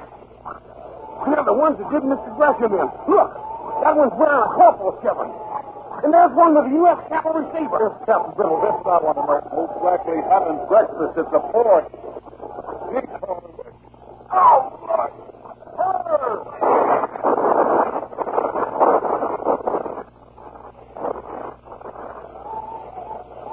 Well, that's okay on the seven. They'll be back. No, they won't. There's Captain Biddle's now. Attacking from the flank.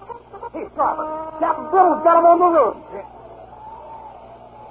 Pull this coronation arrow out of me. Down below the knoll, the remains of the Apaches were streaking for the open plains, with Captain Biddle's men overtaking them, cutting them down with thirsty sabers and pistoling the ponies as they ran. And then it was quiet. And not an Indian or his pony was left alive.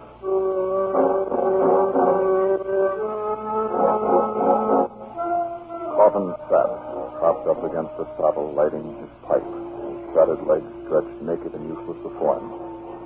Saddle lay where he had fallen, eyes closed, face blue, his hands around the shaft sunk deep in the left side below the ribs. The feathered tip waving idly with each shallow breath. Can't we do something for him, sir? Look how deep that arrow is.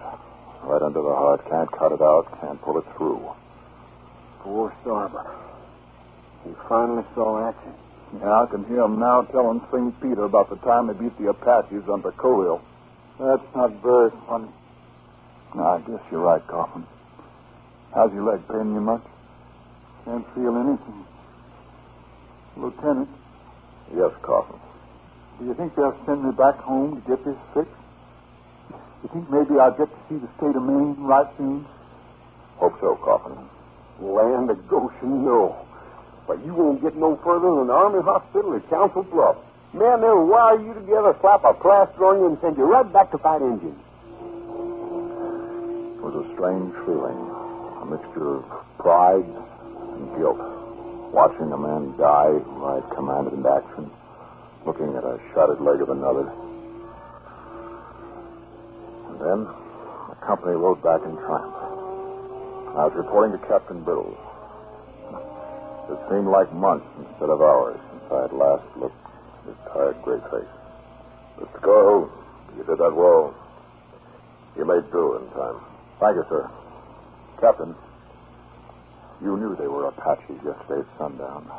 And you knew they were camped on top of the mesa, didn't you, sir? Mr. Coyle, accurate observation is a military virtue. Had you pushed forward at that slope yesterday afternoon, you would have found Mr. Gresham, not Sleeping Buffalo. Had your eyes been sharp, you'd have found this between the slope and last night's bivouac. An Apache headband. That's right, and bloodstains. And had you been a plainsman and suspected Apaches, you'd have looked at once for smoke at sundown from the highest ground. In this case, Red Mesa. You had me fooled, sir.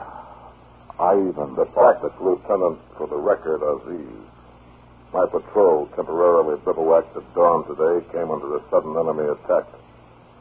Fortunately, it was able to hold until I arrived with the main body. I understand perfectly well, sir. I'm familiar with departmental orders which allow defensive actions only and expressly forbid attack. And yet they are in direct violation of cavalry tactics, for cavalry is extremely weak on the defensive and can only defend well by attacking.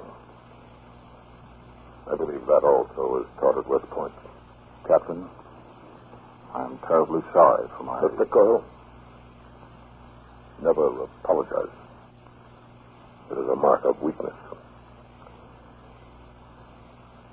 There is a captain out here who tried that once to escape an inquiry board. He escaped it, but he will die a captain in spite of his apology. The officer who thought of that could have worked with him, made a soldier out of him, if his humanity had been large enough. So, Mr. Cohill, I'm going to make a soldier out of you. You may present my respects to General Cohill when you next write your father. Mr. Cohill, take morning stables.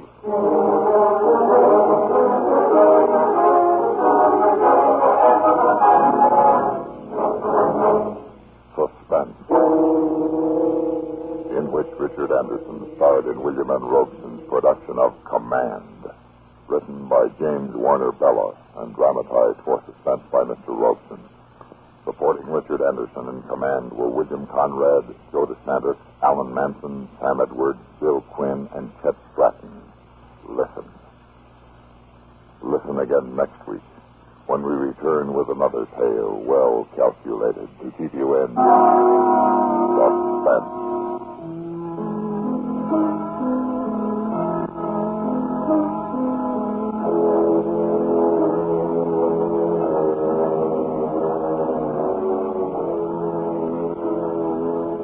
Get the complete news first on the CBS Radio Network.